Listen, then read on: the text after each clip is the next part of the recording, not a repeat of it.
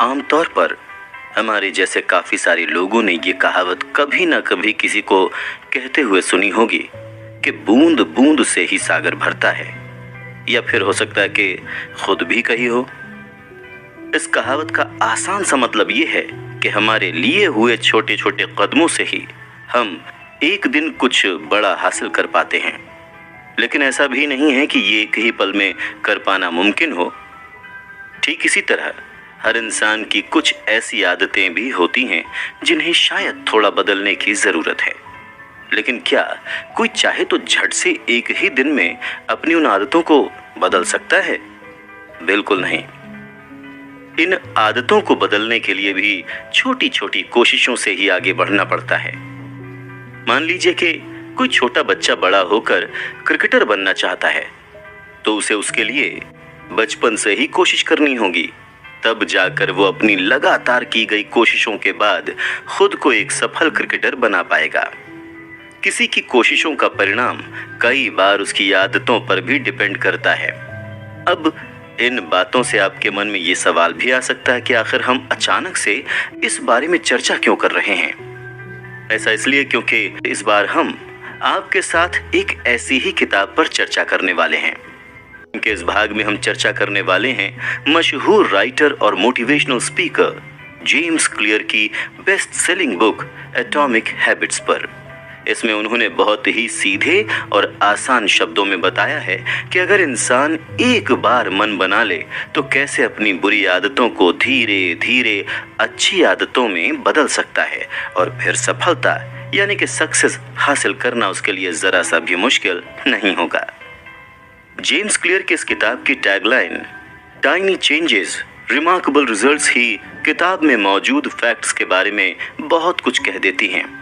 कैसे इंसान छोटी छोटी कोशिशें करते हुए एक बड़ा बदलाव ला सकता है। उन्होंने इस किताब में 10 ऐसी बातें बताई हैं जिनसे इंसान अपनी सफलता का रास्ता सिर्फ कुछ आदतों के जरिए तय कर सकता है। इसमें अपनी बुरी आदतों को अच्छी आदतों में बदलने, हर रोज खुद को 1% बेहतर इंसान बनाने की कोशिश करने, अपनी विल पावर और मोटिवेशन को बनाए रखने और छोटी छोटी कोशिशें करते रहने जैसी कई बातें शामिल हैं। साथ ही राइटर की इस किताब को लोगों तक पहुंचाने के पीछे यही उम्मीद थी कि हर एक ऐसा इंसान जिसे अपने चारों ओर के दरवाजे बंद हुए नजर आ रहे हैं, वो इस किताब के जरिए अपने आप में एक नई एनर्जी ला सके। तो चलिए बिना किसी देरी के शुरू करते हैं जेम्स क्लियर की किताब एटॉमिक हैबिट्स पर चर्चा का ये दिलचस्प सफर। आप बने रहिए हमारे साथ।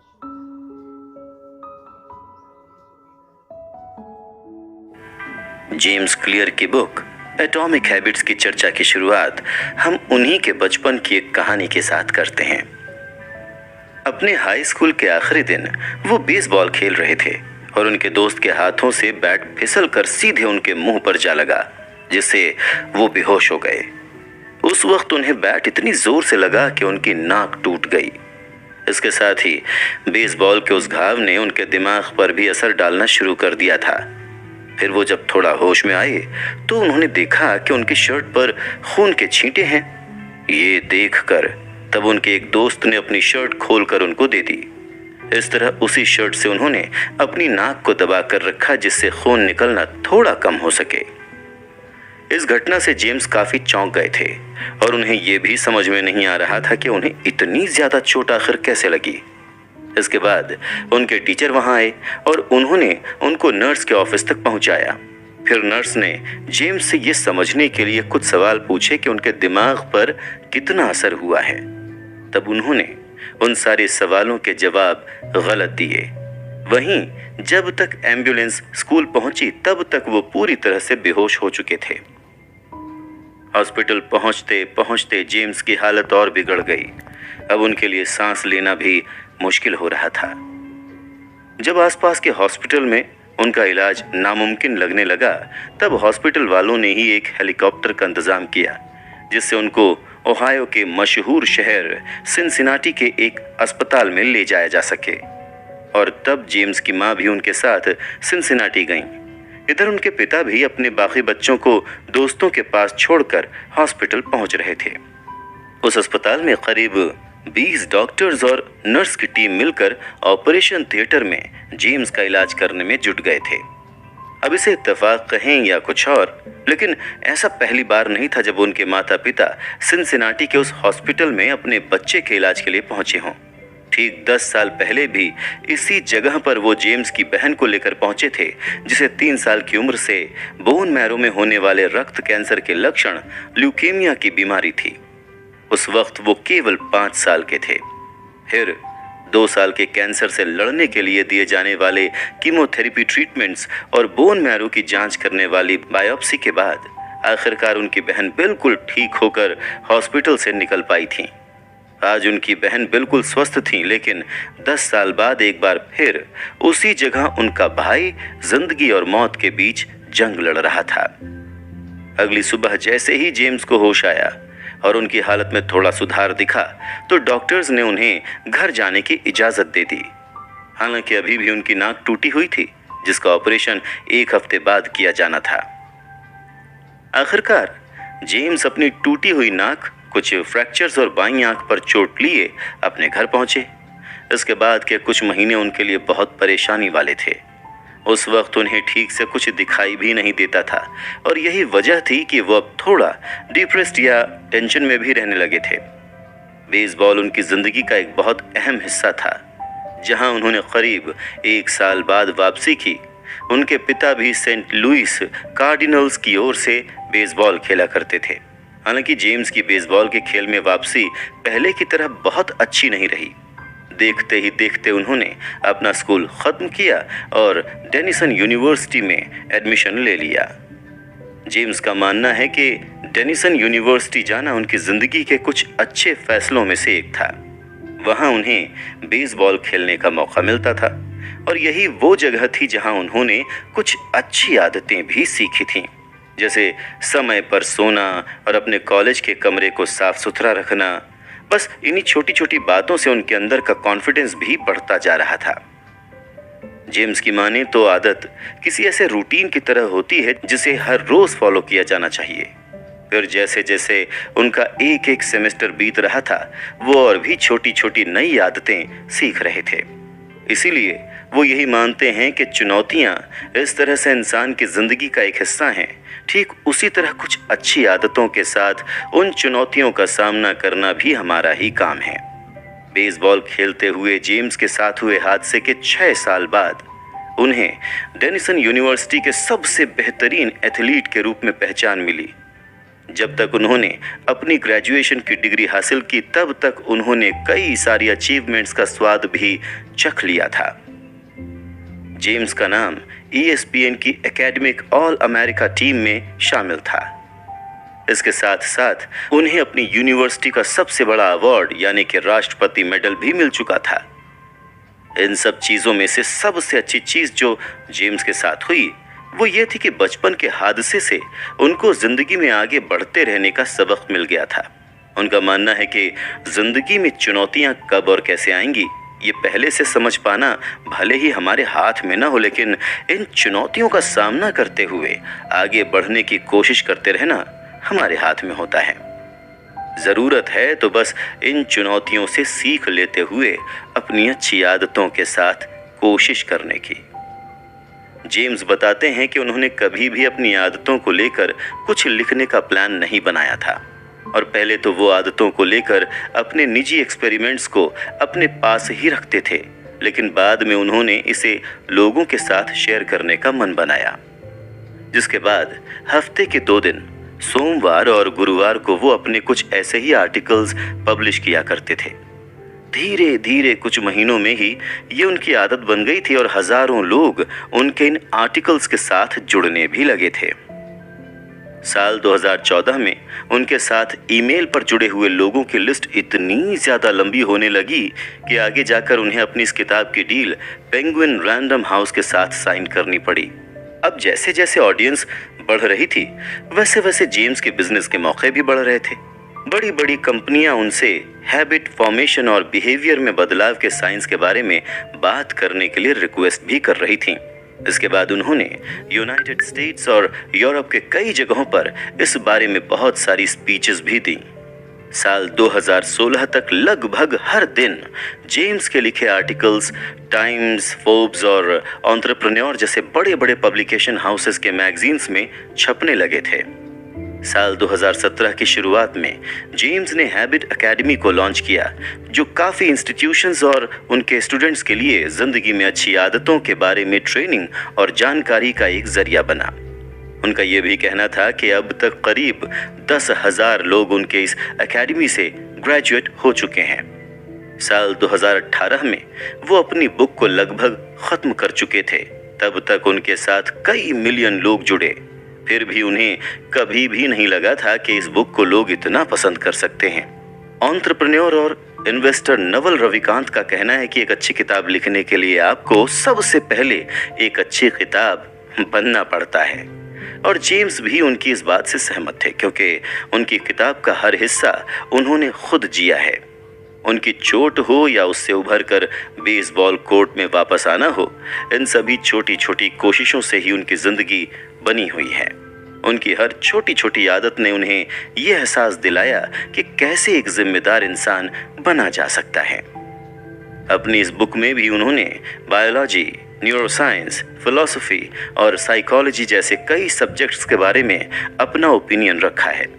हालांकि ये किताब एक रिसर्च पेपर नहीं है, बल्कि किसी भी चीज़ का संचालन करने में मदद करने वाली बुक, जिसे ऑपरेटिंग मैनुअल भी कहते हैं, जिससे सभी को अपनी आदतों को बदलने या निखारने में बहुत मदद मिलेगी।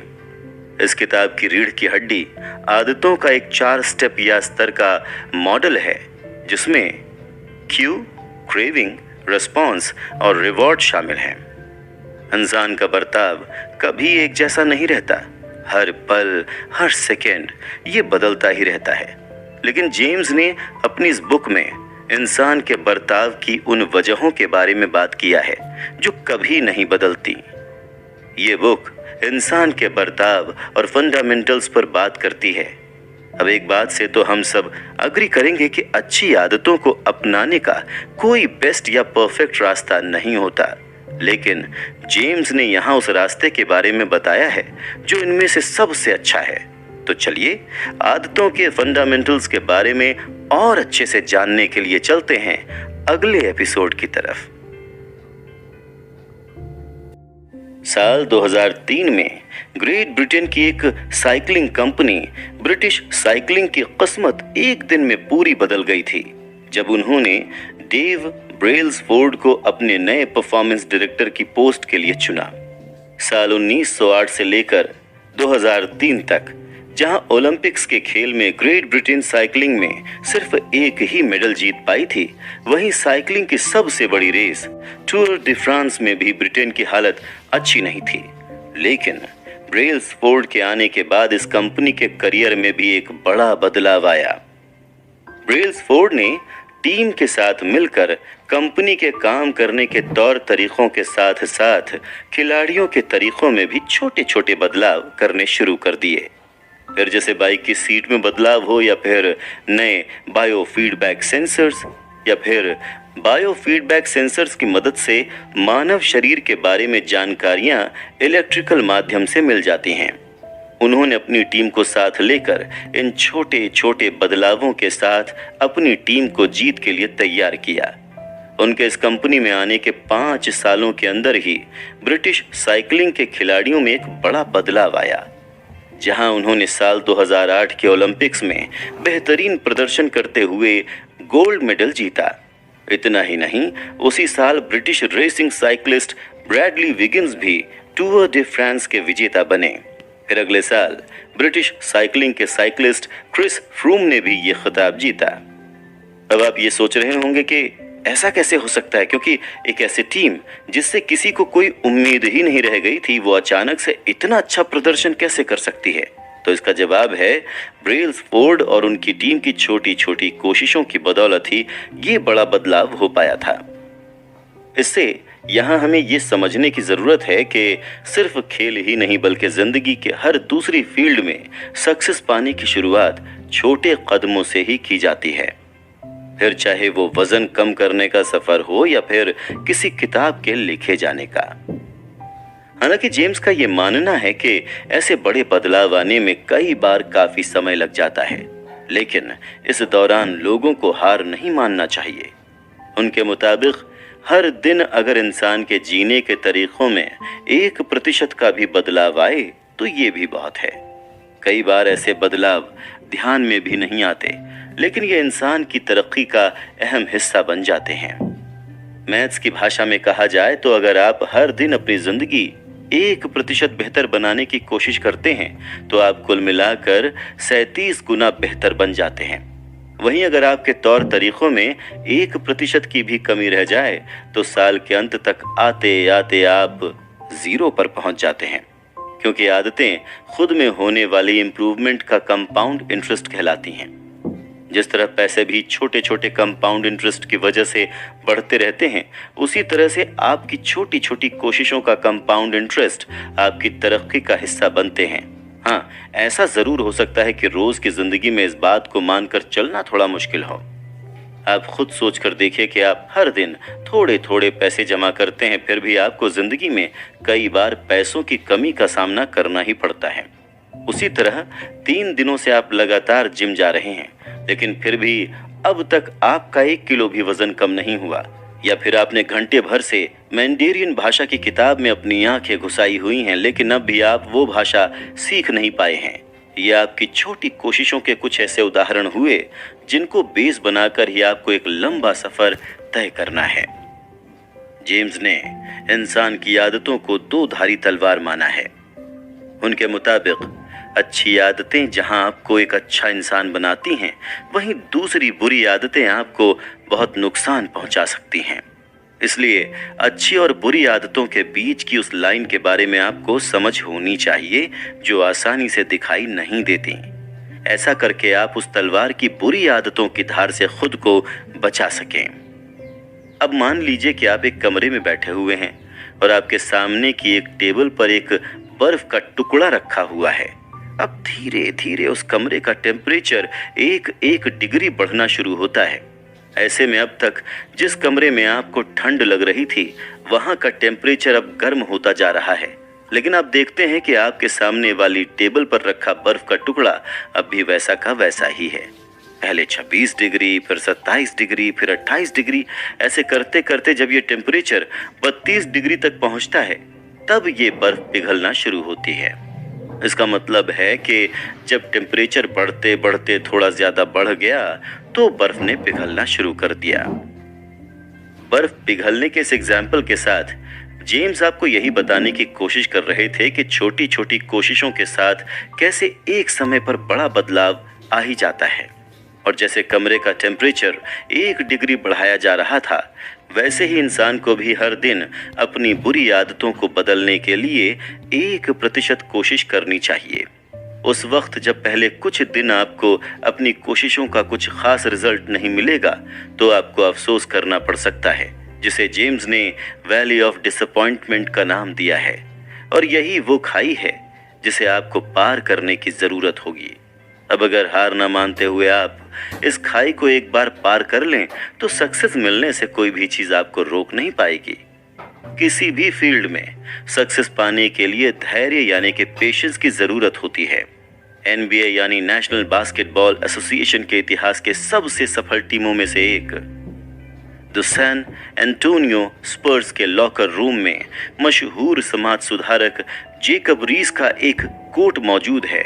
उस कोट में लिखा है, जब मुझे किसी और मदद की उम्मीद नहीं रहती, तब मैं जाकर उस पत्थर काटने वाले को देखता हूं जो बार बार पत्थर पर आरी चलाता रहता है। इसका मतलब यह है कि एक पत्थर काटने वाला जिस तरह से करीब 100 बार पत्थर पर वार करता है, उसी तरह इंसान को भी सक्सेस पाने से पहले कई कोशिशें करनी पड़ती हैं। ऐसे वक्त में अगर इंसान हार मान लेता है तो वो बीच रास्ते में ही रुक जाता है, और जो हार नहीं मानता वो इस रास्ते को पार कर लेता है। किसी भी इंसान को अपना गोल या टारगेट हासिल करने के लिए कभी कभार उस गोल तक पहुंचने के रास्ते को भी सही करना पड़ता है। मान लीजिए अगर कोई इंसान किसी खेल में या टीम का कोच है, तो उसका केवल एक ही टारगेट ये नहीं होना चाहिए कि वो अपनी टीम को चैंपियनशिप कैसे जिताए, बल्कि कोशिश ये भी होनी चाहिए कि चैंपियनशिप जीतने की उनकी कोशिश का हर हिस्सा सही हो। इसमें नए खिलाड़ियों को टीम का हिस्सा बनाना, उन्हें सही तरह से प्रैक्टिस करवाना, अपने असिस्टेंट कोच को साथ लेकर चलना, ये सारी चीजें चैंपियनशिप को जीतने के लिए उतनी ही मायने रखती हैं जितना कि बाकी और कुछ। इसी तरह अगर कोई एंटरप्रेन्योर है तो उसका गोल भले ही 1 करोड़ों का बिजनेस शुरू करना हो, लेकिन इसके आसपास की चीजों का भी उसको ध्यान रखना चाहिए। अब यहाँ एक सवाल ये भी खड़ा होता है कि अगर कोई इंसान अपने गोल को पूरी तरह से भूलकर सिर्फ अपना सिस्टम सही करने की कोशिश में लग जाए तो क्या उसे सक्सेस मिलेगी? तो जेम्स का कहना है कि हाँ, थोड़े समय ही सही लेकिन उसे सक्सेस जरूर मिलेगी। फिर किसी भी फील्ड में जीत हासिल करने का सबसे बड़ा मंत्र यही होता है, हर दिन अपने आप को बेहतर करने की कोशिश करते रहना। लेकिन इसका यह मतलब भी नहीं है कि गोल किसी काम के नहीं होते। वो गोल ही तो हैं जो आपको मेहनत करने की सही दिशा दिखाते हैं। लेकिन यहाँ ये याद रखना जरूरी है कि हारने वाला और जीतने वाला इंसान दोनों ही गोल की तरफ आगे बढ़ते हैं। लेकिन अगर दोनों में कोई फर्क है तो वो है उस गोल की तरफ बढ़ने के तरीकों में। इसीलिए जेम्स यहाँ गोल से ज्यादा अपना सिस्टम सही करने पर जोर देते हैं। हालांकि अगर किसी को अपनी आदतें बदलने में मुश्किल होती है तो ये उनकी प्रॉब्लम नहीं है, बल्कि उनके सिस्टम की प्रॉब्लम है। इंसान अपनी बुरी आदतें बार बार दोहराता है, इसलिए नहीं क्योंकि वो उन्हें बदलना नहीं चाहता, वो इसलिए क्योंकि उनका सिस्टम ही गलत तरीके से बना होता है, जिसे बदलना बहुत मुश्किल होता है। तभी जेम्स यहाँ एटॉमिक हैबिट की बात करते हैं, जिनका मतलब होता है हर दिन अपने आप को 1% बेहतर बनाने की कोशिश करना। ऐसी छोटी छोटी आदतों के साथ शुरुआत करना जो एक बड़े सिस्टम का हिस्सा हों। जैसे मॉलिक्यूल्स को बनाने के लिए छोटे एटॉम्स की जरूरत होती है, ठीक उसी तरह अच्छी आदतें बनाने के लिए एटॉमिक हैबिट्स की जरूरत है। आदतें इंसान की जिंदगी के एटॉम्स का काम करती हैं। हर छोटी आदत इंसान को बेहतर बनाने का एक छोटा हिस्सा होती है। शुरू में तो ये आदतें नजर में भी नहीं आती, लेकिन धीरे धीरे जब इन्हीं आदतों की बदौलत इंसान में बड़ा बदलाव आता है, तब इन छोटी आदतों को लोग समझ पाते हैं। अगर कुल मिलाकर कहा जाए तो एटॉमिक हैबिट की डेफिनेशन यही है कि आम तौर पर की जाने वाली वो चीजें जो बहुत छोटी और आसान होती हैं, लेकिन बाद में जाकर इंसान की जिंदगी पर एक गहरा असर डालती हैं।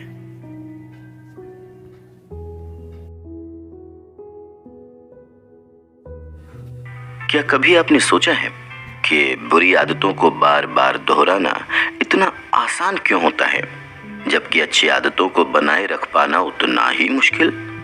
तो पहले कुछ दिन जब इंसान अपनी अच्छी आदतों को लगातार बनाए रखने की कोशिश करता है तो ये काम उसके लिए बहुत मुश्किल होता है। ऐसे में कई बार इंसान का मोटिवेशन कम होने लगता है और एक्सरसाइज, कुकिंग, मेडिटेशन जैसी कई आदतें 1 या 2 दिन के बाद लोगों को झंझट लगने लगती हैं। लेकिन एक बार जब इंसान इन चीजों को अपनी आदत बना लेता है, तब ये आदतें हमेशा के लिए उनके साथ रह जाती हैं। कभी कभी जिन आदतों से लोगों को शुरू में बहुत परेशानी होती है, आगे जाकर वही आदतें उनके लिए सही साबित होती हैं। जेम्स की माने तो आदतों का बदलना 2 वजहों से बहुत मुश्किल लगने लगता है। पहला ये कि इंसान हमेशा गलत चीजों को ही बदलने की कोशिश करता है, और दूसरी वजह ये कि उस चीज को गलत तरीके से बदलने की कोशिश होती रहती है, और इस वजह से इसका कोई अच्छा या सही रिजल्ट नहीं निकल पाता। जेम्स ने अपनी इस किताब में बिहेवियर बदलने के लिए 3 लेवल्स के बारे में बात की है। पहला, अपने रिजल्ट्स को बदलने की कोशिश करना। वहीं दूसरा है अपने तरीके और प्रोसेस को बदलने की कोशिश करना। इसके बाद आता है तीसरा और सबसे इंपॉर्टेंट लेवल, यानी अपनी पहचान को बदलने की कोशिश करना। अब आप सोच रहे होंगे कि पहचान बदलने से हमारा क्या मतलब है? तो तो यहाँ पहचान बदलने से मतलब है अपनी खुद की इमेज, खुद के और दूसरों के प्रति अपनी राय, दुनिया को देखने के अपने नजरिए और कुछ ऐसी बातों को बदलने की कोशिश करना जिन्होंने आपके मन में घर बना लिया हो। हालांकि तीसरे के अलावा बाकी के 2 लेवल्स भी जरूरी हैं, या यूं कहें कि कोई भी लेवल किसी दूसरे से अच्छा या बुरा नहीं है, बल्कि सारे ही लेवल्स एक समान ही जरूरी हैं। मान लीजिए 2 लोग अपनी सिगरेट पीने की आदत को छोड़ने की कोशिश कर रहे हैं। अब जब इन्हें पीने के लिए सिगरेट दी गई तो दोनों ने इसे लेने से मना कर दिया, लेकिन दोनों के मना करने का तरीका अलग अलग था। एक ने ये कहा कि मुझे नहीं चाहिए, मैं सिगरेट छोड़ने की कोशिश कर रहा हूँ। वहीं दूसरे ने कहा मुझे नहीं चाहिए, मैं सिगरेट नहीं पीता। अब क्या इन दोनों के जवाबों में आपको कोई फर्क नजर आया? पहले इंसान ने सिगरेट लेने से मना तो किया, लेकिन साथ में ये भी कहा कि वो सिगरेट छोड़ने की कोशिश कर रहा है। उसकी बातों से ऐसा साफ महसूस हो रहा है कि वो अब भी अपने आप को एक स्मोकर यानी कि सिगरेट पीने वाला मानता है। लेकिन दूसरे इंसान ने खुद को देखने के अपने नजरिए को ही बदल दिया है कि वो स्मोकर नहीं है, इसीलिए उसे सिगरेट की जरूरत भी नहीं है। दोनों के जवाबों में ज्यादा फर्क भले ही ना दिख रहा हो, लेकिन इससे दोनों की पहचान में काफी फर्क समझ में आता है। किसी भी इंसान का अपनी खुद की पहचान को लेकर गर्व होना सबसे जरूरी है। इंसान अपनी पहचान के जिस हिस्से से सबसे ज्यादा मोटिवेटेड होगा, उस हिस्से से जुड़ी हर अच्छी आदत को वो हमेशा बनाए रखने की कोशिश करेगा। देखते ही देखते अच्छी आदतों के साथ चलना उसकी अपने आप में एक और अच्छी आदत बन जाएगी। अगर किसी के बाल बहुत अच्छे हों तो वो उसे और भी अच्छा बनाए रखने के लिए जो करना पड़े करता है। ठीक उसी तरह जिसे अपनी बॉडी और बाइसेप्स पर बहुत गर्व होता है, वो हमेशा अपने वर्कआउट रूटीन को सही रखने की कोशिश करता है। या फिर जिसे बुनाई के काम में दिलचस्पी हो जाती है, वो उसी काम को अपनी पहचान बना लेता है। तो देखा जाए तो मामला बहुत सीधा सा है। जब इंसान का प्राइड यानी सम्मान उसके किसी काम के साथ जुड़ जाता है, तो उस काम से जुड़ी अच्छी आदतों को बनाए रखने के लिए वो कुछ भी कर जाता है। वैसे भी आपकी बेहतरी के किस्से तब तक ही टेम्परेरी हैं जब तक कि वो आपकी पहचान का हिस्सा नहीं बन जाते। किताब पढ़ना आपका गोल या लक्ष्य नहीं, एक अच्छा रीडर बन पाना आपका गोल होना चाहिए।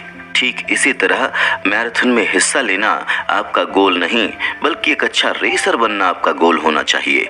इसका मतलब हुआ कि अच्छी आदत आपके पहचान के साथ जुड़ी होनी चाहिए।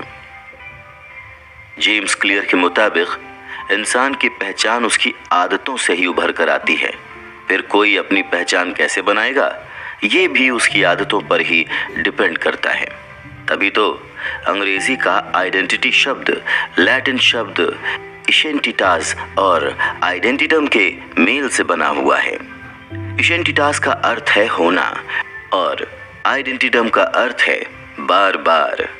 इसका मतलब इंसान की पहचान उसकी किसी आदत का बार बार दोहराना ही कहलाती है, या जिस बिहेवियर या बर्ताव को वो बार बार दोहराता है वही उसकी पहचान है। ये भी सच है कि कोई भी इंसान एक दिन में अच्छा या बुरा नहीं बन जाता। ऐसा नहीं होता कि किसी ने चुटकी बजाई और इंसान बदलकर बिल्कुल दूसरा कोई बन गया हो। किसी भी इंसान में बदलाव यूं ही नहीं आ जाता, वो हर एक दिन थोड़ा थोड़ा बदलता है। हर एक इंसान में उसकी जिंदगी के अंत तक इवोल्यूशन होते ही रहते हैं। हर आदत एक सजेशन या सुझाव की तरह होती है। जैसे अगर किसी को किताब पढ़ना पसंद है तो शायद उसमें एक अच्छा रीडर बनने के ट्रेट्स यानी लक्षण मौजूद होंगे। दूसरी ओर अगर किसी को जिम जाना पसंद है तो हो सकता है कि उस इंसान को एक्सरसाइज करना भी पसंद हो, जो उसकी एक आदत भी है। इंसान का हर एक्शन इस बात को बताता है कि वो कैसा या क्या बनना चाहता है। छोटी छोटी आदतें इंसान को अपनी अलग पहचान बनाने में बहुत मदद करती हैं। इसलिए जेम्स के हिसाब से अपनी पहचान को समझने और उसे बनाने के 2 आसान तरीके हैं। एक ये कि पहले ये तय करना पड़ेगा कि इंसान क्या बनना चाहता है, और दूसरा ये कि उसे वैसा बनने के लिए कुछ छोटे छोटे कदम भी लेने होंगे।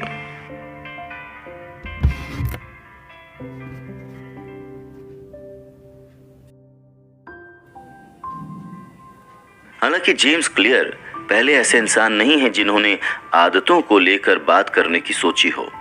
इससे पहले भी साल 1898 में एडवर्ड थॉर्नडिक नाम के एक साइकोलॉजिस्ट ने भी एक ऐसा ही एक्सपेरिमेंट किया था, जिन्होंने इंसान की आदतों और बर्ताव के बीच के रिलेशन की नींव रखी। थॉर्नडिक ने जानवरों के बर्ताव पर स्टडी करना शुरू किया था, जिसकी शुरुआत बिल्लियों से हुई, जिससे उन्होंने किसी चीज को सीखने के प्रोसेस के बारे में बात की।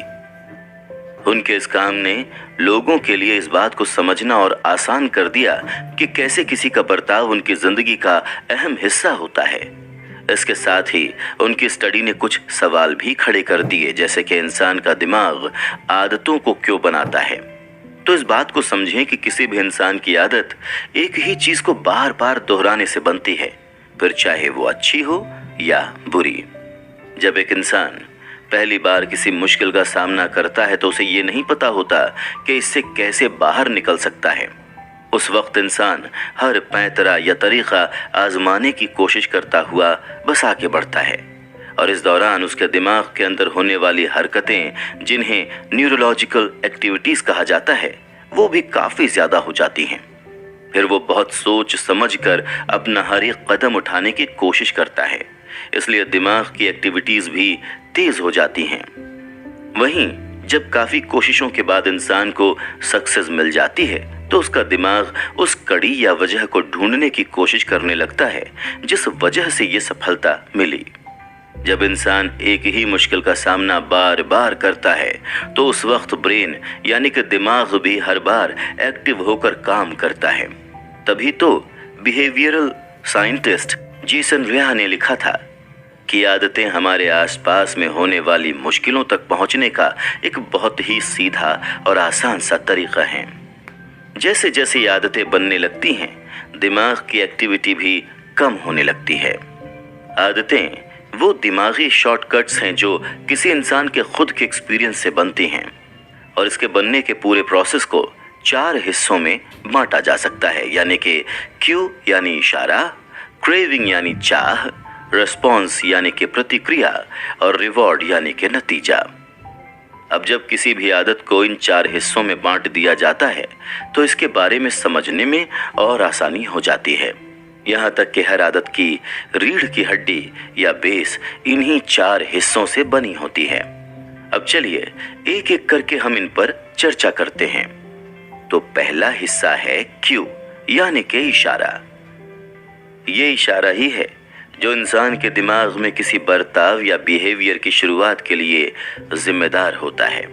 ऐसे में इंसान का दिमाग हमेशा अपने अंदर और बाहर के माहौल या एनवायरनमेंट में ऐसे इशारे ढूंढता रहता है जिससे उसे कोई अच्छा नतीजा मिल सके।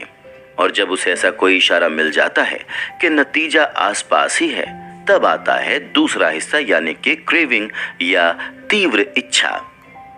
किसी भी आदत के पीछे की मोटिवेशनल फोर्स यही क्रेविंग होती है, क्योंकि किसी तीव्र इच्छा के बिना दिमाग आगे बढ़ना ही नहीं चाहता। हालांकि इंसान उस आदत के लिए नहीं तड़पता, वो तो तड़पता है उससे होने वाले असर के लिए। जैसे अगर किसी को बहुत ज्यादा सिगरेट पीने की लत लगी हो, जिसे आम भाषा में चेन स्मोकर कहते हैं, तो वो सिगरेट पीने के लिए नहीं तड़पता है, बल्कि सिगरेट पीने के बाद उसे जो राहत मिलती है वो उसके लिए तड़प रहा होता है। यह इंसान इसलिए सुबह मुंह धुलकर ब्रश करने के लिए तड़पता है क्योंकि उससे उसका मुंह साफ होता है और ये उसके लिए एक राहत की बात होती है। जेम्स का ये भी कहना है कि हर इंसान में क्रेविंग का लेवल और उसका असर अलग अलग होता है। ऐसा जरूरी नहीं है कि हर इंसान किसी इशारे से एक ही तरह का मोटिवेशन ले, क्योंकि किसी भी इंसान की सोच, उसकी फीलिंग्स या भावना और इमोशंस मिलकर किसी इशारे को उनके लिए सिग्नल या इशारा बनाते हैं जो उसके काम आ सकता है। तीसरा हिस्सा है रिस्पॉन्स यानी कि प्रतिक्रिया। अब जैसा इंसान रिएक्ट करता है या प्रतिक्रिया देगा, वही उसकी असल आदत होती है। फिर कोई रिस्पॉन्स मिलता है या नहीं, ये भी इस बात पर डिपेंड करता है कि वो इंसान अपने बिहेवियर से कितना मोटिवेटेड महसूस करता है। हालांकि ये इस बात पर भी निर्भर करता है कि वो इंसान उसे रिएक्शन देने में कितना केपेबल या सक्षम है। मान लीजिए अगर कोई बास्केटबॉल खेल रहा है लेकिन वो बॉल को बास्केट तक नहीं ले जा पा रहा है, तो फिर ऐसे में 1000 कोशिशों के बाद भी वो कभी इस खेल में सफल नहीं हो पाएगा। अंत में अब बारी है चौथे और आखिरी हिस्से की, जिसे कहा जाता है नतीजा या रिवॉर्ड। रिस्पॉन्स जिस तरह का होता है उसका रिवॉर्ड भी उसी तरह का मिलता है। वहीं किसी भी आदत के लक्ष्य तक पहुंचने का सबसे आखिरी कदम रिवॉर्ड ही होता है। और ये रिवॉर्ड किसी भी इंसान को 2 चीजें देता है, एक तो संतोष यानी कि सेटिस्फैक्शन, और दूसरा शिक्षा यानी लेसन। जेम्स का मानना है कि इन चारों हिस्सों को ज्यादातर 2 हिस्सों में बांट दिया जाता है, एक जिसे प्रॉब्लम यानी समस्या का फेज कहते हैं और दूसरा जिसे सॉल्यूशन यानी हल का फेज कहते हैं। क्यू और क्रेविंग प्रॉब्लम के फेज में शामिल हैं और बाकी के 2 हिस्से रिस्पॉन्स और रिवॉर्ड सॉल्यूशन के फेज में हैं। तो अब आगे जाकर हम बिहेवियर चेंज के 4 नियमों के बारे में और भी अच्छे से चर्चा करेंगे। साथ ही ये भी समझेंगे कि इन नियमों को उन्होंने इस मंशा से बनाया था जिससे अच्छी आदतों का पैटर्न तैयार करते हुए बुरी आदतों के पैटर्न को तोड़ा जा सके। उनका ये भी मानना है कि इन चारों में से हर एक नियम अपने आप में इंसान के बर्ताव पर असर डालते हैं। इस बारे में और भी जानने के लिए अब चलते हैं अगले एपिसोड की ओर। बिहेवियर चेंज के पहले नियम के बारे में आगे बात करने से पहले आइए अब हम आपको एक मशहूर साइकोलॉजिस्ट गैरी क्लेन से जुड़ी एक कहानी बताते हैं। गैरी ने ये कहानी जेम्स के साथ शेयर की थी, जो एक औरत के बारे में है और वो सालों से एक नर्स, जिसे अंग्रेजी में पैरामेडिक भी कहा जाता है, उसकी नौकरी करती आ रही हैं।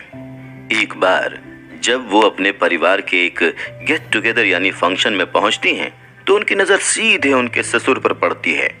उन्हें देखते ही वो उनसे कहती हैं कि आपकी तबीयत ठीक नहीं लग रही है। इस पर वो कहते हैं कि नहीं, वो बिल्कुल ठीक हैं। साथ ही मजाक में वो ये भी कहते हैं कि दिख तो तुम भी कुछ खास नहीं रही हो।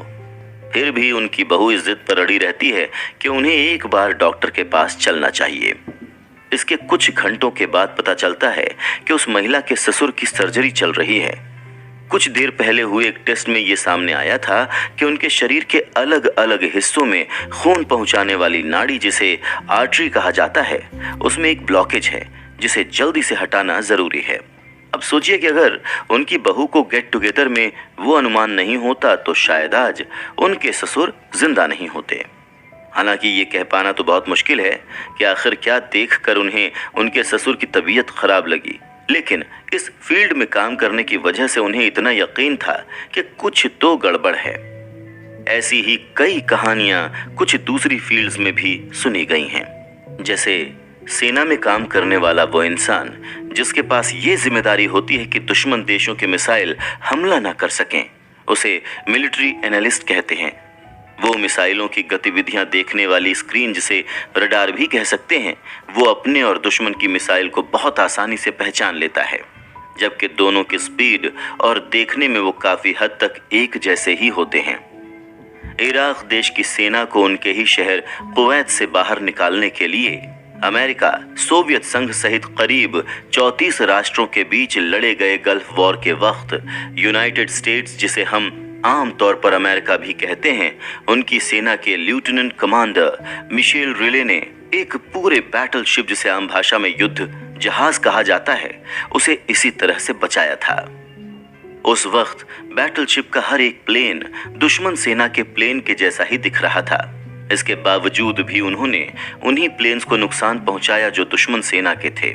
उनकी इसी समझदारी से काफी सारे लोगों की जान तो बच गई, लेकिन उनसे ऊपर की पोजीशन या पोस्ट पर बैठे ऑफिसर भी ये नहीं बता पाए कि रिले ने ऐसा किया कैसे। वहीं जेम्स के मुताबिक अगर प्रैक्टिस सही हो तो इंसान ऐसे क्यूज या इशारों को पहले से समझ पाता है। और फिर अपने आप हमारा दिमाग उस अनुभव से मिले सबक को समझने की कोशिश शुरू कर देता है। काफी बार इसे समझ पाना भी मुश्किल हो जाता है कि किसी को इन क्यूज का पता कैसे चला, क्योंकि काम के मामले में हम काफी बार एक इंसान के दिमाग को छोटा या कम समझ लेते हैं, जैसे ये क्या कर सकता है और क्या नहीं। अब हम बात करते हैं भूख की। जैसे कि इंसान को कैसे पता लग जाता है कि वो कब भूखा है। फिर कई बार ऐसा भी होता है कि हमें भूख का एहसास खाना देखे बिना ही होने लगता है।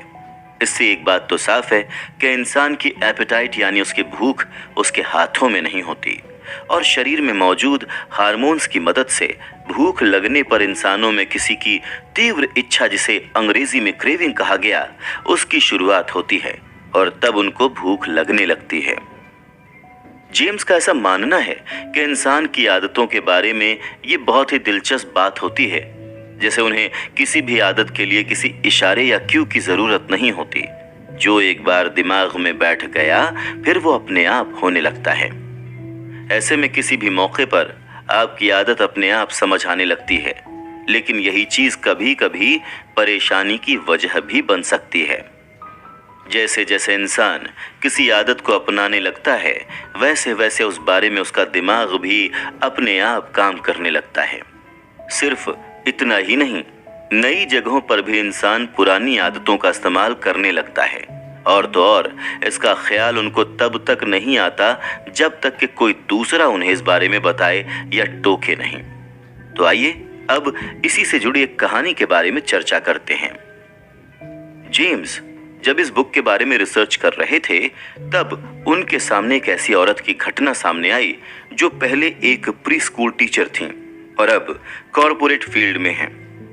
अब वो काफी बड़े बड़े लोगों के साथ काम कर रही थी, फिर भी बार बार अपने साथियों या कलीग्स को पूछती रहती कि खाना खाने से पहले और बाथरूम जाने के बाद उन्होंने अपने हाथ धोए हैं या नहीं। वो ये सवाल हर बार जानबूझकर नहीं पूछती थी। ये उनकी वो आदत थी जो स्कूल में काम करते वक्त हो गई थी। जब वो अपने साथियों से ये पूछती थी तो उस वक्त उनका नॉन कॉन्शियस दिमाग काम कर रहा होता था।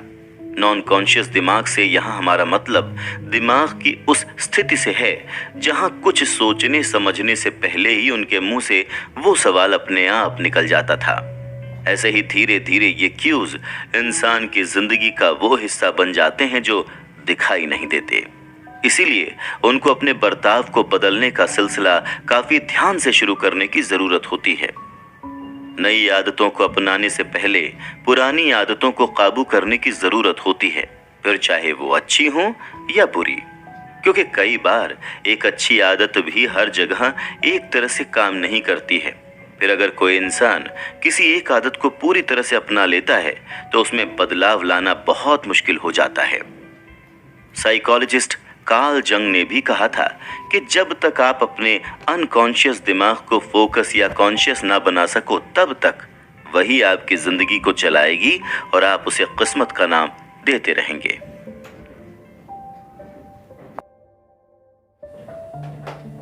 एटॉमिक हैबिट्स के लिए रिसर्च करते हुए जेम्स को जापान के रेलवे सिस्टम के बारे में एक बहुत ही मजेदार बात पता चली थी। वैसे तो जापान के रेलवे सिस्टम को दुनिया का सबसे शानदार सिस्टम माना जाता है, लेकिन उनके कंडक्टरों की एक अजीब सी हरकत भी देखने को मिलती है। जहां जैसे जैसे रेलवे ऑपरेटर ट्रेन चलाता है, उसमें मौजूद कंडक्टर जोर जोर से चिल्लाकर उसको आसपास की चीजों के बारे में जानकारी देता है। अब चाहे वो ट्रेन की स्पीड हो या सिग्नल की लाइट, हर चीज के बारे में कंडक्टर ऐसे ही चिल्लाकर ऑपरेटर को बताते हैं।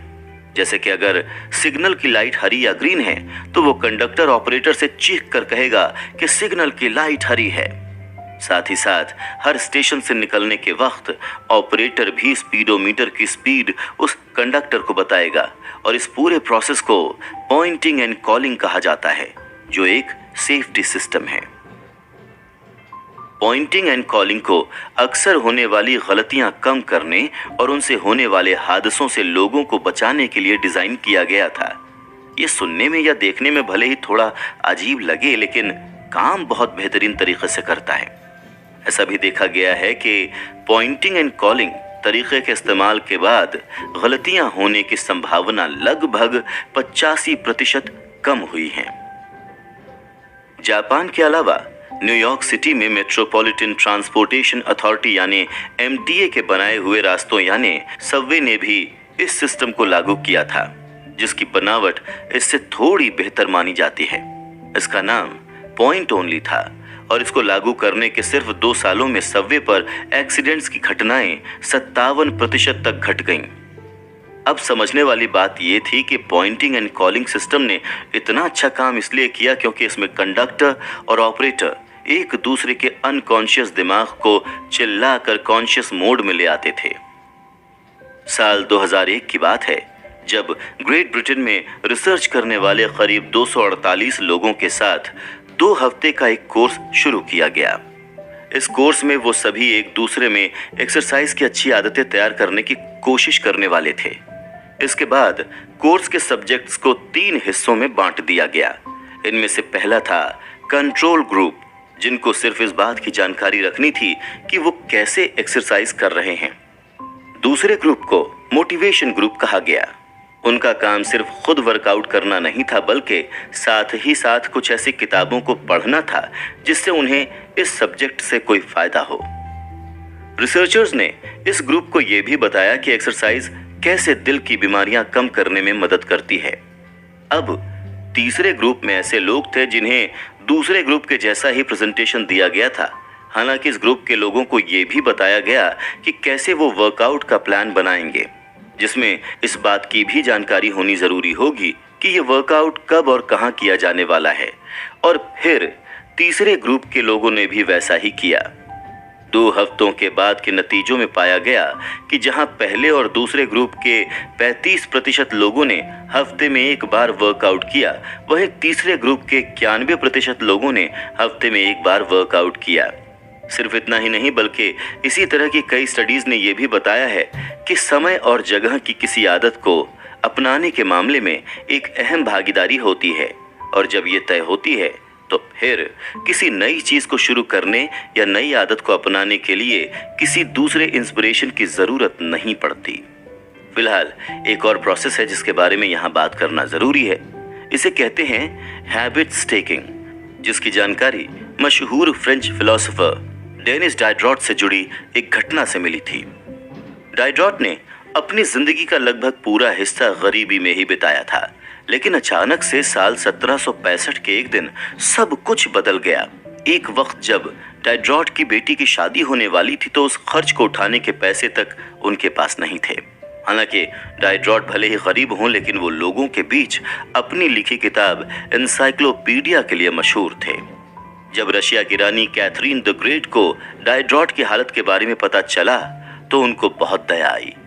रानी को किताबें पढ़ने का बहुत शौक तो था ही, लेकिन डाइड्रॉट की किताब उन्हें बहुत खास पसंद आई थी, क्योंकि उनको किताबें पढ़ने का बहुत शौक था और उन्होंने डाइड्रॉट की किताब को खूब पसंद भी किया था। उस वक्त कैथरीन ने करीब $1000 में डाइड्रॉट की अपनी लाइब्रेरी खरीद ली, जिससे उनके पास अचानक से बहुत पैसा आ गया। इसके बाद उन्होंने अपनी बेटी की शादी करवाई और साथ ही एक स्कारलेट रोब भी खरीदा। स्कारलेट रोब लाल रंग के उस जैकेट को कहा जाता है जिसे ईसाई धर्म के लोग पहनते हैं। इसको खरीदने के बाद डाइड्रॉट को लगा कि उन्हें इससे मिलती जुलती हुई कुछ और चीजें भी खरीदने की जरूरत है। उनका ऐसा बर्ताव बिल्कुल आम बात थी, और एक चीज को खरीदने के बाद उससे जुड़ी किसी और चीज को खरीदने की चाहत को डाइड्रॉट इफेक्ट भी कहा जाता है। किसी नई चीज को खरीदने के बाद दिमाग में एक स्पाइरल इफेक्ट होता है, जहां आपको और भी चीजें खरीदने का मन होने लगेगा। तभी तो आमतौर पर लड़कियां एक ड्रेस खरीदने के बाद उनसे मिलते जुलते जूते और गहने भी खरीदती हैं, या फिर एक सोफा खरीदने के बाद इंसान का मन उसके पूरे लिविंग रूम को बदलने का होने लगता है।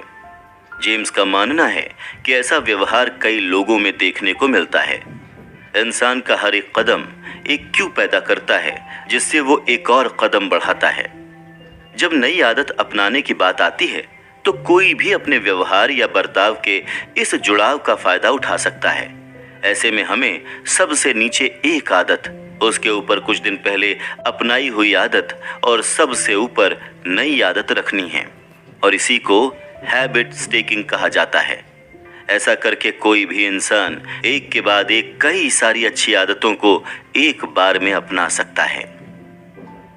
अब जैसे कि अगर कोई मेडिटेशन यानी ध्यान करता है तो वो हैबिट स्टेकिंग किस तरह से कर सकता है, तो वो ये प्लान कर सकता है कि हर सुबह पहले मैं 1 कप कॉफी पीऊंगा, फिर 2 मिनट मेडिटेशन करूंगा, उसके बाद वर्कआउट के कपड़े पहनकर वर्कआउट भी करूंगा और नहाकर ऑफिस चला जाऊंगा। देखिए कैसे खुद ब खुद एक इंसान की अच्छी आदतें इकट्ठा होती जा रही हैं। फिलहाल इस एपिसोड में तो आपने बिहेवियर चेंज के 4 नियमों में से पहले नियम को जाना। अब दूसरे नियम के बारे में जानने के लिए आइए चलते हैं एटॉमिक हैबिट्स की बुक समरी के अगले एपिसोड की ओर।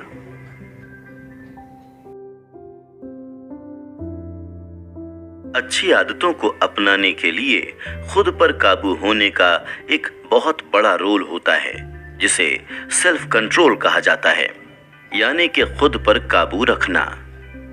इस एपिसोड की शुरुआत भी हम इसी सेल्फ कंट्रोल की कहानी के साथ करने वाले हैं। साल 1954 से लेकर 1975 तक नॉर्थ वियतनाम और साउथ वियतनाम के बीच एक बहुत लंबा संघर्ष चला था, और यह घटना दुनिया के इतिहास में वियतनाम वॉर के नाम से दर्ज है।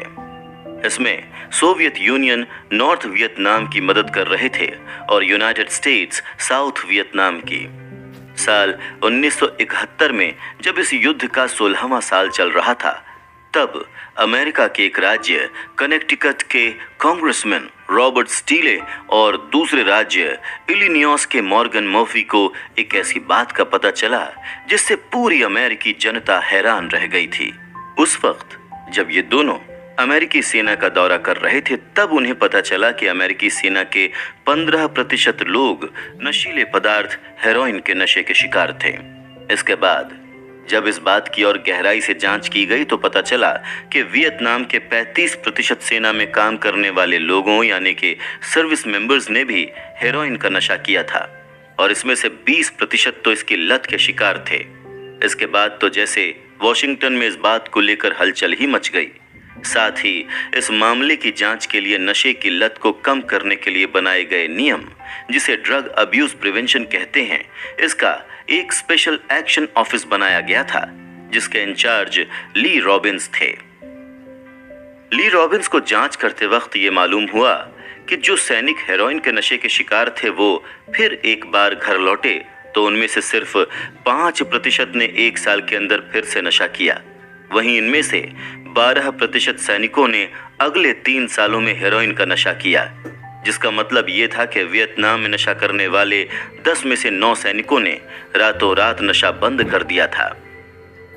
इसी के आधार पर रॉबिन्स ने यह बताया कि अगर माहौल बदला जा सके तो ऐसी बुरी आदतें भी कम की जा सकती हैं, बस जरूरत है तो इंसान में सेल्फ कंट्रोल होने की। जब सैनिक वियतनाम में थे तब उन्हें कई बार ऐसे मौके मिले जब वो हेरोइन का नशा कर सकते थे, लेकिन वॉर की वजह से उन्होंने अपने ऊपर काबू रखा और नशे से दूर रहे। लेकिन कई बार ऐसा भी होता है कि महीनों तक खुद पर काबू रखने के बाद भी इंसान एक बार फिर इस बुरी आदत का शिकार हो जाता है। जेम्स पैटी ऑलवेल के बारे में बात करते हुए कहते हैं, जो अमेरिका के टेक्सास राज्य के ऑस्टिन शहर में रहती थीं। पैटी को सिगरेट पीने और घुड़सवारी की आदत थी। जब जब पैटी अपने दोस्तों के साथ घुड़सवारी पर निकलती, उन्हें सिगरेट पीने का मन होता था। ऐसा करते हुए उन्हें सिगरेट पीने की आदत सी हो गई थी। धीरे धीरे उन्होंने सिगरेट पीना छोड़ दिया और अगले कई सालों तक इससे बिल्कुल दूर रहीं। फिर जब 10 सालों से ज्यादा का वक्त हो गया और एक दिन उनकी मुलाकात फिर से उन्हीं दोस्तों से हुई जिनके साथ वो घुड़सवारी करती थीं, तब एक बार फिर उनका सिगरेट पीने का मन हुआ। उस वक्त उनके अंदर के क्यूज ने एक बार फिर से काम करना शुरू कर दिया था, जिससे उन्हें सिगरेट पीने की क्रेविंग यानी कि मन हो रहा था। पैटी की इस कहानी से जेम्स यही बताना चाहते हैं कि जब एक आदत इंसान के दिमाग में बस जाती है, तब कई बार माहौल वैसा होने पर उस आदत के क्यूज आपके दिमाग में काम करना शुरू कर देते हैं। बुरी आदतें ऑटो कैटेलिटिक होते हैं, जिसका मतलब ये है कि जिस फीलिंग पर ये आधारित होती हैं उस पर ये अपने आप काम करना शुरू कर देती हैं। एग्जाम्पल के तौर पर देखें तो जब कोई जंक या फास्ट फूड या बाहर का कुछ खाता है तो बहुत बार उसे बुरा महसूस होता है, क्योंकि उसकी सेहत के लिए अच्छा नहीं है। लेकिन यह भी सच है कि ज्यादातर लोग जब किसी बात पर बुरा महसूस करते हैं तब वो जंक फूड ही खाने लगते हैं। ऐसे ही कोई टीवी देखकर बोर हो जाता है या ऊब जाता है, लेकिन जब उसे कोई काम नहीं होता तो फिर से वो टीवी ही देखने लगता है। और ये सारी आदतें ऑटो कैटेलिटिक होने का ही हिस्सा हैं। साथ ही इस प्रोसेस को रिसर्चर्स क्यू इंड्यूस्ड वांटिंग का नाम देते हैं। क्यू इंड्यूस्ड वांटिंग में आपकी किसी बुरी आदत को दोहराने के लिए कोई बाहरी क्यू आप में एक क्रेविंग या इच्छा जगाने की शुरुआत करता है, और जब आप अपनी इस आदत से जुड़ी किसी चीज को देखते हैं तब आपको वो आदत दोहराने का मन करने लगता है। ऐसे में ये प्रोसेस हमेशा चलता ही रहता है और हमें इसका एहसास भी नहीं होता। इसका मतलब ये हुआ कि आप किसी आदत की कड़ी को तोड़ तो सकते हैं, लेकिन आप उसको भूल नहीं पाते। ऐसे में जब भी उस एक आदत से जुड़ा कोई क्यू या इशारा आपके सामने होता है, आप उसकी तरफ खींचे चले जाते हैं। हालांकि कई बार ये थोड़ी देर के लिए ही होता है, फिर वो इच्छा अपने आप ही कम हो जाती है। इसका मतलब है ये आपके सेल्फ कंट्रोल का टेस्ट है और इस वक्त आपको अपने क्रेविंग या टेम्पटेशन को काबू करना होता है। क्रेविंग के बारे में जेम्स ये सलाह देते हैं कि ऐसी आदतों को जड़ से हटा देने की जरूरत होती है। साथ ही उन हालात से भी दूर रहने की जरूरत होती है जहां उस आदत से जुड़े क्यूज मौजूद हों। अगर हमेशा फोन से चिपके रहना आपकी बुरी आदत हो तो आपको फोन ही दूसरे कमरे में रख देना चाहिए। फिर ना तो आपको फोन दिखेगा, ना आप उसकी तरफ खींचे जाएंगे। अगर आपको लगता है कि आप इलेक्ट्रॉनिक गैजेट्स पर बहुत सारा पैसा खर्च कर रहे हैं तो आपको उनके रिव्यूज और उनकी जानकारी लेने से बचना चाहिए। ऐसा करना बिहेवियर चेंज के पहले नियम का उल्टा होगा। उस नियम में जहां आपको चीजों को ऑब्वियस बनाना था, वहीं इस बार आपको उन्हें अनदेखा करना है। इस बात की काफी उम्मीद है कि आप अगर अपनी आदतों के क्यू को हटा देंगे तो बुरी आदतें भी अपने आप हट जाएंगी। ये तो हुई बिहेवियर चेंज के पहले नियम और उसके इन्वर्जन यानी पूरे नियम का उल्टा कर उसका इस्तेमाल किए जाने की बात। जहां आपको अपनी आदतों को ऑब्वियस, जैसे जापान के ट्रेन कंडक्टर का हर सिग्नल पर चिल्लाकर उसे बताना जिससे सभी का ध्यान उसकी तरफ जाए, या फिर इनविजिबल यानी पैटी की तरह सिगरेट की आदत को अचानक से एक दिन छोड़ देना था। अब हम बात करेंगे दूसरे नियम की, जहां आपको आदतों को अट्रैक्टिव या आकर्षक बनाना है, और इसकी शुरुआत हम एक साइंटिस्ट के रिसर्च के बारे में चर्चा करते हुए करेंगे।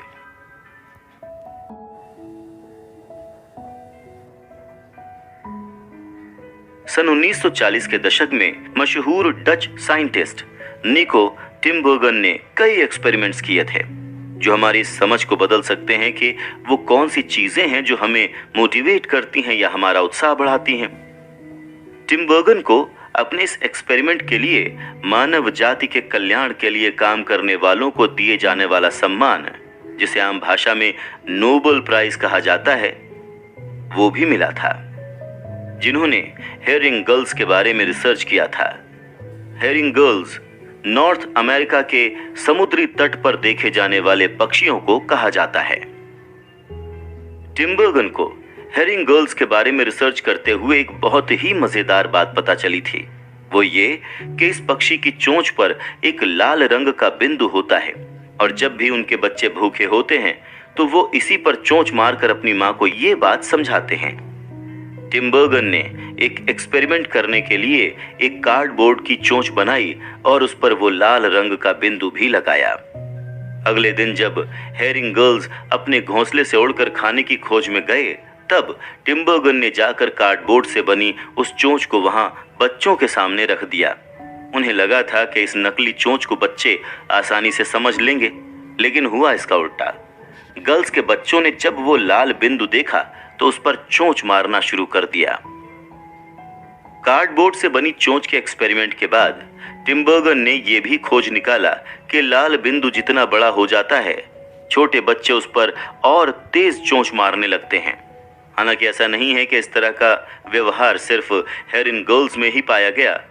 टिनबर्गन और उनके साथियों को कई और पशुओं में इस तरह की चीज देखने को मिली। उनका ऐसा मानना है कि अलग अलग पशु और पक्षियों के दिमाग में पहले से ही कुछ बातें मौजूद होती हैं और जब वैसा ही क्यों उनके सामने आता है तो वो उसी तरह का बर्ताव दिखाते हैं, जिसे साइंटिस्ट ने सुपर नॉर्मल स्टिम्यूली का नाम दिया है। असलियत में जिस रेस्पॉन्स यानी कि जिस भी प्रतिक्रिया को हम थोड़ा बढ़ा चढ़ा कर पेश करते हैं उसे ही सुपर नॉर्मल स्टिम्यूल्स कहा जाता है। जैसे हेरिंग गर्ल्स के बच्चों को जब भी एक लाल डॉट यानी बिंदु दिखता तो वो उस पर जोर से चोंच मारते। अब अगर उसी जगह 3 लाल डॉट्स बना दी जाएं तो उनकी रफ्तार और तेज हो जाएगी। हालांकि ऐसी प्रतिक्रिया इंसानों में भी आसानी से देखने को मिल जाती है। फूड साइंस यानी खाने से जुड़ा विज्ञान भी हमारे सामने सुपर नॉर्मल स्टिम्यूली के कई उदाहरण पेश करता है। अक्सर ये देखा जाता है कि किसी भी खाने की चीज को थोड़ा ज्यादा स्वादिष्ट और आकर्षक बनाने के लिए उसमें अलग से कुछ फ्लेवर्स डाले जाते हैं। इसी तरह के और भी कई तरीके फूड साइंटिस्ट को सफलतापूर्वक किसी चीज को बनाने में मदद करते हैं। तभी तो मशहूर न्यूरोसाइंटिस्ट स्टीफन गायनेट का कहना था कि इंसान खुद को आगे बढ़ाने के लिए आज कुछ भी करने को तैयार है और आजकल की मॉडर्न फूड इंडस्ट्री भी इसी का एग्जाम्पल है। जेम्स के मुताबिक ये सभी चीजें बिहेवियर चेंज के दूसरे नियम की तरफ इशारा करती हैं, जिसे हम सीधी भाषा में मेक इट अट्रैक्टिव कह रहे हैं। इसके अलावा अगर हम अपने आसपास की दुनिया को देखें तो पूरी दुनिया ही असलियत में बढ़ा चढ़ाकर पेश किए जा रहे नए अवतार पर टिकी हुई है। जहां दुकानों में कपड़ों की बिक्री के लिए प्लास्टिक के पुतलों को सैंपल बनाकर रखा जा रहा है, वहीं ऑनलाइन पॉर्न वेबसाइट्स भी कई ऐसे वीडियोस लेकर आ रहे हैं जिनका सच्चाई से दूर दूर तक कोई नाता ही नहीं है। और तो और विज्ञापनों यानी एडवर्टीजमेंट को भी सजा कर या तोड़ मरोड़ कर और फिर बढ़ा चढ़ा कर बनाया और दिखाया जाता है। इन सब को जेम्स ने आज की दुनिया का सुपर नॉर्मल स्टिम्यूली बताया है। खाने के मामले में साधारण और सेहतमंद खाने की चीजों के मुकाबले जंक फूड बहुत ज्यादा अच्छी प्रेजेंटेशन और कैलोरी से भरा होता है और रम, स्कॉच, विस्की जैसी शराब में अल्कोहल की मात्रा बियर से भी ज्यादा होती है। अगर आने वाले कल की भी बात की जाए तो ये चीजें आगे जाकर और भी ज्यादा बढ़ती हुई ही नजर आएंगी। आप सभी ने मानव दिमाग में मौजूद एक कंपाउंड डोपामाइन के बारे में कभी न कभी तो सुना होगा। काफी सारे साइंटिस्ट ये मानते हैं कि किसी भी इंसान और जानवर के शरीर में होने वाली क्रेविंग या इच्छा के लिए ये डोपामाइन ही जिम्मेदार होती है। इसके बारे में सबसे पहले साल 1954 में तब जानकारी मिली जब न्यूरोसाइंटिस्ट जेम्स ओल्स और पीटर मिलनर ने इससे जुड़ा एक एक्सपेरिमेंट किया। डोपामाइन से जुड़े इस एक्सपेरिमेंट में उन्होंने क्रेविंग यानी तीव्र इच्छा और डिजायर यानी लालसा के बारे में पता करने की कोशिश की। उन्होंने चूहों का इस्तेमाल करते हुए उनके दिमाग में इलेक्ट्रोड्स फिट किए जिससे उनके दिमाग से डोपामाइन बिल्कुल ना निकल सके। इसके बाद उन्होंने जो देखा वो चौंकाने वाला था।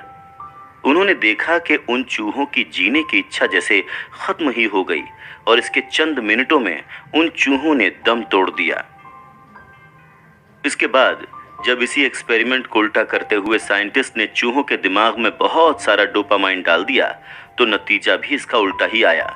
सारे चूहों ने अब बड़ी तेजी के साथ अपना सारा काम शुरू कर दिया और एक चूहे ने तो अपनी नाक से एक बक्से में छेद तक कर दिया। तब उनकी इसी आदत को जेम्स ने डोपामाइन के साथ जोड़ा।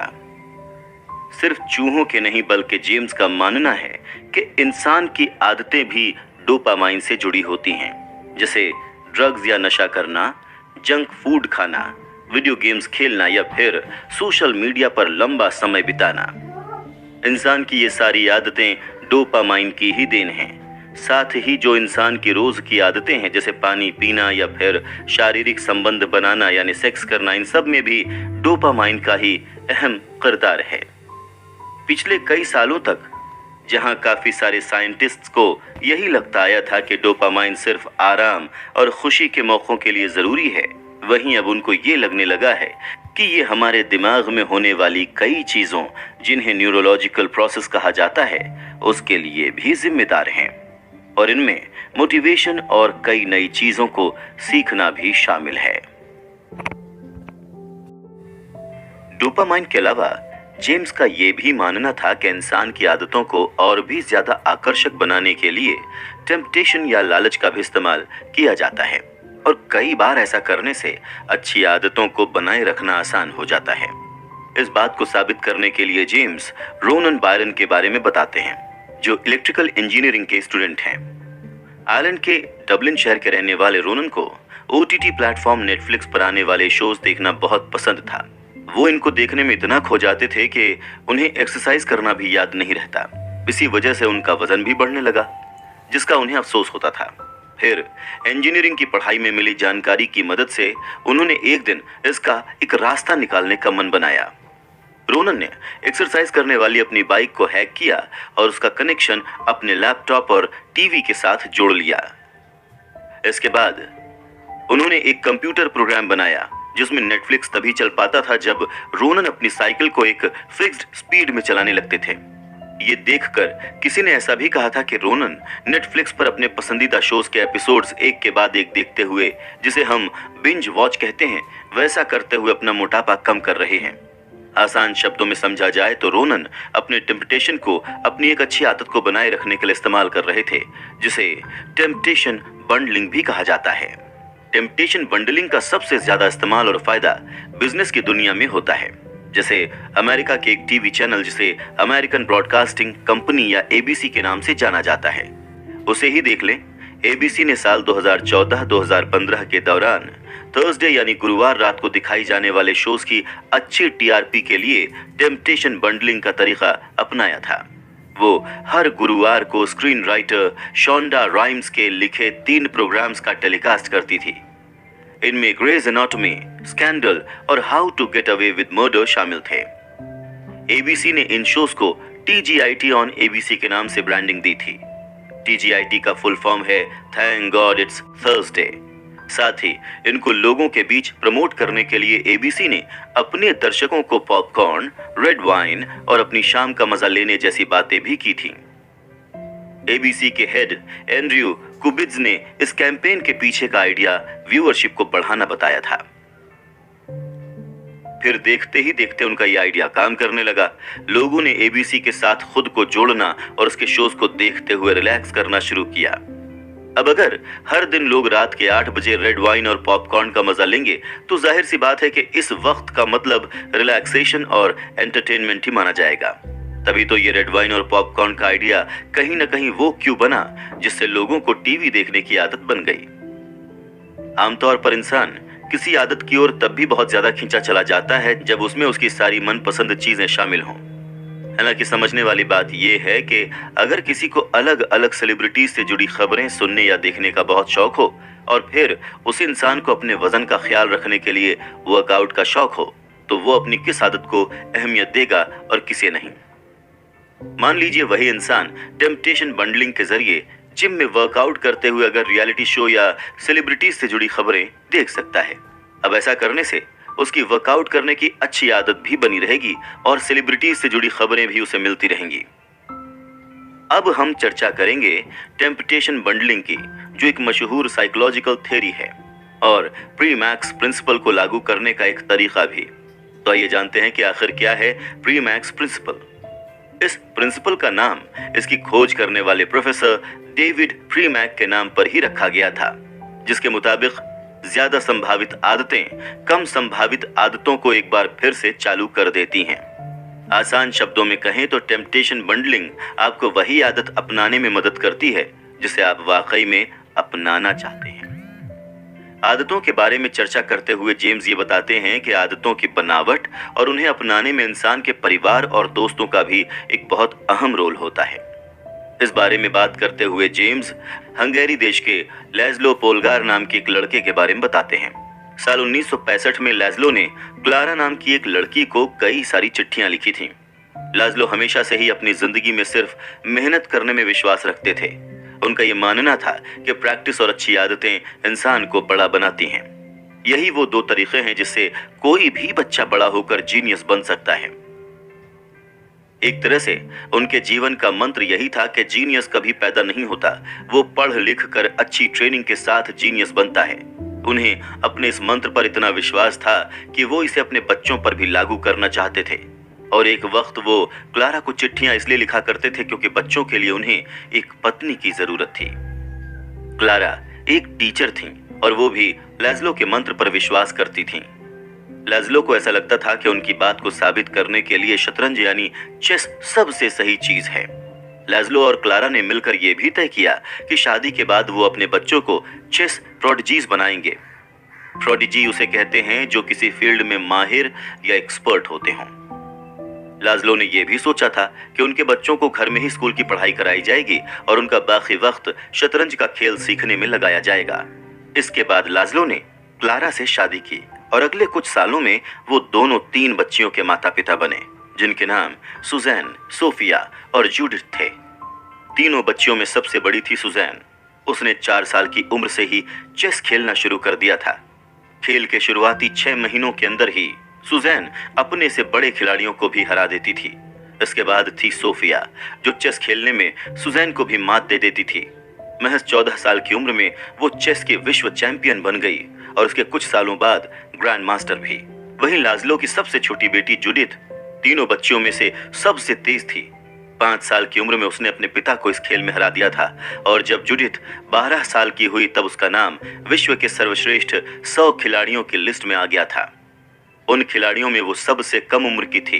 वहीं जब उसकी उम्र 15 साल की हुई तो वो सबसे कम उम्र की ग्रैंड मास्टर भी बन गई।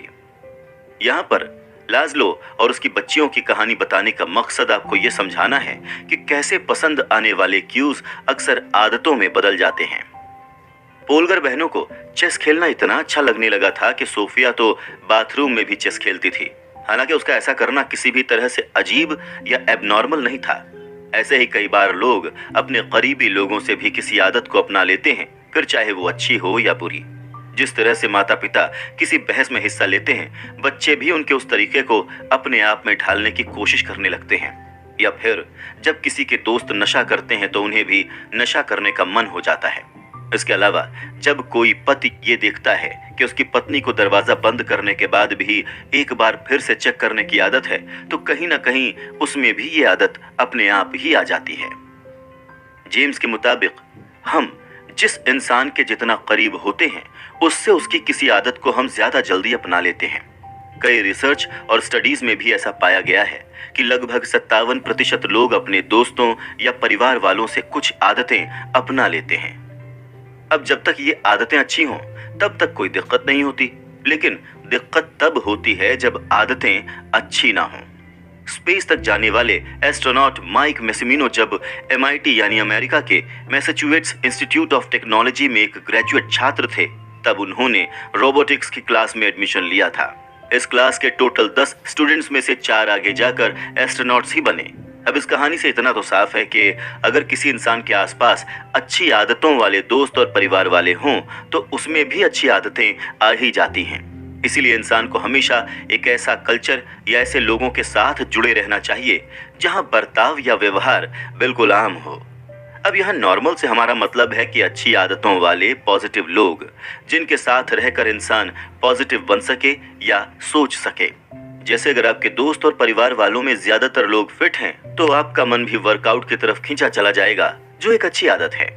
वैसे ही अगर किसी इंसान के दोस्तों में संगीत प्रेमियों की तादाद या संख्या काफी ज्यादा हो, तो देखते ही देखते उस इंसान का मन भी इसकी तरफ आकर्षित या अट्रैक्ट होने लगेगा।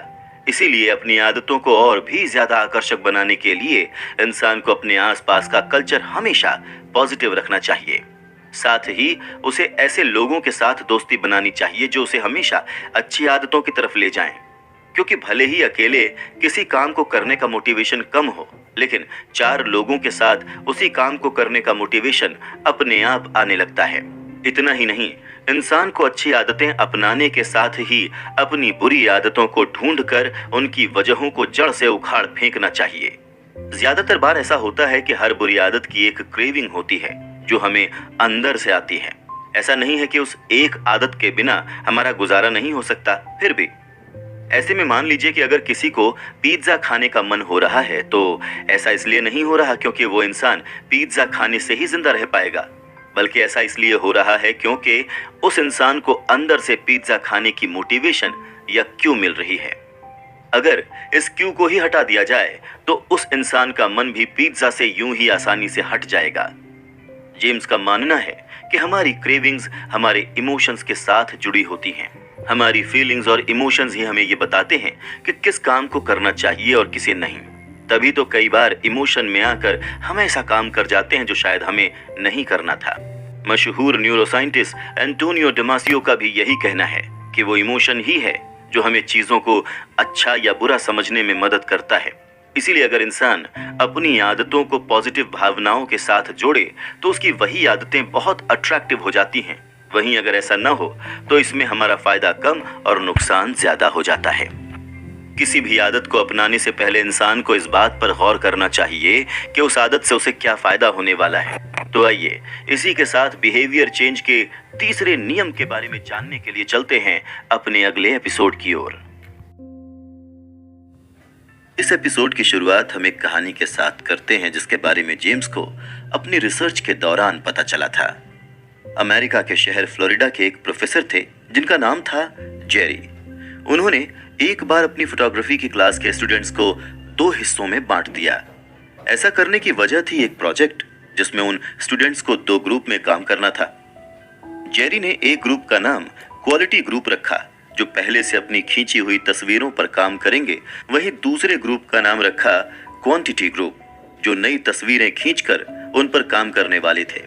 अब रूल ये था कि जो भी स्टूडेंट 100 तस्वीरें लाएगा उसे A ग्रेड मिलेगी, फिर जो 90 लाएगा उसे B और जो 80 तस्वीरें लाएगा उसे C ग्रेड दिया जाएगा। उस वक्त कमरे के दाईं ओर जो भी स्टूडेंट्स मौजूद थे उन्हें क्वालिटी ग्रुप में रखा गया। उन्हें अपनी पहले की तस्वीरों पर ही नंबर मिलने वाले थे, इसीलिए वो एक जगह पर ही बैठे हुए थे क्योंकि उनके घूमने फिरने का कोई काम ही नहीं था। उधर क्वांटिटी ग्रुप के स्टूडेंट्स तस्वीरें लेने के लिए इधर उधर घूम रहे थे। आखिर में जब नतीजा आया तो ये देखा गया कि क्वांटिटी ग्रुप ने ही सारी अच्छी तस्वीरें दी थीं। तो इसका मतलब क्या हुआ? इसका मतलब ये हुआ कि सिर्फ क्वांटिटी ग्रुप ही अपनी तस्वीरों के लिए मेहनत करने में लगा हुआ था, वहीं क्वालिटी ग्रुप ने इस दौरान कुछ भी नहीं किया। यही वजह थी कि उनके ग्रुप से ही ज्यादा अच्छी तस्वीरें आई थीं। जेम्स इसे मोशन में होना और एक्शन लेने के बीच का फर्क कहते हैं, क्योंकि दोनों ग्रुप को आइडिया एक ही मिला था लेकिन दोनों के काम करने का तरीका बिल्कुल अलग था।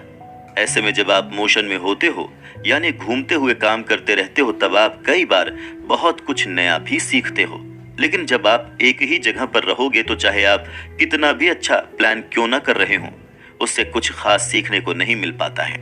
हम मोशन और एक्शन के बीच का फर्क समझाने के लिए आइए आपको एक और एग्जाम्पल देते हैं। जैसे अगर आपको एक आर्टिकल लिखना है और आप उसके लिए 20 आइडिया सोच कर रखते हैं या फिर उन्हें लिखते हैं तो ऐसे में आप मोशन में कहलाएंगे। लेकिन वहीं अगर आप बैठकर सिर्फ एक ही आर्टिकल लिखते हैं क्योंकि आपको एक ही आर्टिकल लिखना है तो ऐसे में ये आपका एक्शन कहलाएगा। इसे ऐसे भी समझ सकते हैं कि अगर आप फिट रहना चाहते हैं और इसके लिए आप एक अच्छे डाइट प्लान की तलाश करते रहते हैं तो आप मोशन में कहलाएंगे। लेकिन अगर आप अपने आप से बिना किसी तलाश के कुछ हेल्दी खाना शुरू कर देते हैं तो वो आपका एक्शन होगा। जेम्स के मुताबिक कई बार मोशन लोगों के लिए बहुत फायदेमंद साबित होता है, लेकिन इसमें अपने आप कोई नतीजा सामने नहीं आता, क्योंकि अगर आप मोशन में हैं तो आपको ये उम्मीद रहती है कि आप सही रास्ते पर हैं और आपको नतीजा जल्द मिलेगा। जैसे अगर आप अपना स्टार्टअप शुरू करना चाहते हैं और इसके लिए आप कई क्लाइंट से मिल रहे हैं तो मोशन में रहते हुए आप यही सोचेंगे कि अभी भी मुझे अपने 4 पोटेंशियल क्लाइंट से मिलना है, यानी मैं सही रास्ते पर ही हूँ। या फिर किसी किताब को लिखने की कोशिश में आप बार बार ये सोचते रहेंगे कि ये किताब लिखने के लिए कई आइडियाज मेरे दिमाग में आ रहे हैं, इसका मतलब ये सही तरीका है। बिहेवियर चेंज के तीसरे नियम की पहली सीख यही है कि आपको अगर किसी आदत का मास्टर बनना है या पूरी तरीके से यूज अपनाना है तो आपको बार बार उस आदत को दोहराने का जज्बा रखना पड़ेगा, क्योंकि कोई भी इंसान एक बार में किसी चीज में माहिर नहीं हो जाता। इसीलिए अगर आप चीजें दोहराने के लिए तैयार हैं तो आप सही रास्ते पर हैं। आदतों का बनना एक ऐसा प्रोसेस है जो रिपीट करने के साइंस पर ही आधारित होता है। जितना कोई इंसान एक चीज को बार बार दोहराता है, उतना ही उसका दिमाग उसके हर हिस्से को सेट करता रहता है और देखते ही देखते वो एक्टिविटी उस इंसान की आदत बन जाती है। न्यूरोसाइंटिस्ट्स इसे लॉन्ग टर्म पोटेंशिएशन का नाम देते हैं, यानी एक ऐसी चीज जो लंबे समय तक आपके दिमाग में रह जाने वाली है। और इस प्रोसेस से दिमाग में मौजूद न्यूरॉन्स का आपस का कनेक्शन और भी मजबूत होता है। इस प्रोसेस को सबसे पहले साल 1949 में डोनाल्ड हेब ने ढूंढा और इसके बारे में चर्चा की थी, और तभी से इस प्रोसेस को हेब्स लॉ कहा जाता है। हेब्स का कहना था कि जो न्यूरॉन्स आपस में मिलकर काम करते हैं, उनका कनेक्शन हमेशा उतना ही मजबूत बना रहता है। जैसे कि जब कुछ साइंटिस्ट ने लंदन में टैक्सी चलाने वालों के दिमाग पर स्टडी की, तो उन्होंने पाया कि उनके दिमाग का एक हिस्सा जिसे हिप्पोकैम्पस कहा जाता है, वो हिस्सा उन लोगों से काफी बड़ा होता है जो टैक्सी चालक नहीं है। इससे भी दिलचस्प बात यह थी कि जब वो टैक्सी चालक उस काम को छोड़ देते थे, तो उनके दिमाग के हिप्पोकैम्पस का साइज भी कम हो जाता था। अब यहाँ ये जान लेना भी जरूरी है कि जब भी कोई इंसान किसी एक्शन को दोहराता है, तब उससे जुड़ी उसके दिमाग की नसें एक्टिव हो जाती हैं। इसका मतलब कि किसी एक्शन को बार बार दोहराने का सीधा संबंध किसी नई आदत को अपनाने से ही होता है। इस टॉपिक पर बात करते हुए जेम्स ये भी बताते हैं कि इस किताब को लेकर भी एक सवाल का उन्हें कई बार सामना करना पड़ा था। वो सवाल ये था कि किसी नई आदत को अपनाने में कितना वक्त लग जाता है। इस सवाल के बारे में थोड़ा सोचा जाए तो इसके अंदर छुपा हुआ सवाल ये है कि किसी आदत को अपनाने के लिए उसे कितनी बार दोहराना पड़ता है। ऐसे में यहाँ जेम्स साफ कर देना चाहते हैं कि आदतों की बनावट में जादू या चमत्कार जैसा कुछ नहीं होता। चाहे कोई इंसान अपने एक एक्शन को 30 बार दोहराए या 300 बार, इससे कोई फर्क नहीं पड़ेगा। किसी भी आदत को अपनाते वक्त फर्क सिर्फ इस बात से पड़ेगा कि वो इंसान किस तेजी से अपने एक्शन को दोहराता है, क्योंकि इंसान की अभी जो भी आदतें हैं वो शायद ऐसे ही कई रिपीटिशंस के बाद आई हैं। तो नई आदतों के लिए भी उतनी बार रिपीटिशंस होना जरूरी होता है और आपको उस आदत को बार बार दोहराना पड़ेगा। हालांकि ऐसा आप तभी कर पाएंगे जब आपकी वो आदत इजी यानी आसान हो, और तभी बिहेवियर चेंज के तीसरे नियम को जेम्स ने मेक इट इजी बताया है। बिहेवियरल चेंज के तीसरे नियम से जुड़ा एक और नियम आता है जिसे 2 मिनट रूल यानी 2 मिनट का रूल कहा जाता है। इस पर बात शुरू करने से पहले आइए आपको ट्वेला थाप के बारे में बताते हैं। ट्वेला मॉडर्न एज की बहुत बड़ी और मशहूर कोरियोग्राफर हैं। साल 1992 में उन्हें मैक ऑर्थर फेलोशिप से सम्मानित किया गया था, जिसे आम भाषा में जीनियस ग्रांट भी कहा जाता है। आज भी वो दुनिया के कई हिस्सों में शोज किया करती हैं, और जब उनसे पूछा जाता है कि उनके सफल करियर का राज क्या है, तो थाप इसका श्रेय अपनी अच्छी आदतों को देती हैं। थाप कहती हैं, मैं अपने दिन की शुरुआत एक रिचुअल के साथ करती हूँ। मैं सुबह के 5:30 बजे उठकर अपने वर्कआउट के कपड़े पहनकर अपने घर से निकलती हूँ और एक टैक्सी लेकर जिम जाती हूँ। मैं जानती हूँ कि जैसे ही मैं हर दिन जिम जाने के लिए टैक्सी में सवार होती हूँ, मेरा रिचुअल पूरा हो जाता है। काफी सारे रिसर्चर्स भी इन बातों पर रिसर्च करने के बाद ऐसा ही मानते हैं कि 40 से 50% लोग जो भी काम करते हैं वो कहीं ना कहीं उनकी किसी न किसी आदत से जुड़ा होता है। दरअसल आदतें हाईवे तक पहुंचने के लिए इंसान का दरवाजा होती हैं, और ये ही आपको अपनी अगली आदत को अपनाने के रास्ते तक लेकर जाती हैं। 2 मिनट रूल इसका सबसे बेहतरीन एग्जाम्पल है। इस रूल के हिसाब से जब आपको एक नई आदत लग जाती है, तो रोज आपको उसे करने में 2 मिनट से भी कम वक्त लगना चाहिए। लेकिन ये सोच लेना कि उस आदत को 2 मिनट के लिए करना ही बहुत है, ये लोगों की गलतफहमी हो सकती है। हमारा लक्ष्य, ये टारगेट हमेशा इस आदत को लंबे समय तक के लिए बनाए रखना ही है। बस इसकी शुरुआत हमें 2 मिनट से करनी चाहिए। अब अगर 2 मिनट का ये नियम आपको ज्यादा लगता है, तो पहले कुछ दिन आप इसे करने के बाद थोड़ा रुक जाएं। जैसे अगर आप ध्यान कर रहे हैं तो 2 मिनट के बाद रुक जाएं, या फिर आप दौड़ रहे हैं तो भी 2 मिनट के बाद कहीं रुक जाएं या ब्रेक ले लें। ऐसा करते करते वही आदत आपके साथ लंबे समय के लिए जुड़ जाएगी।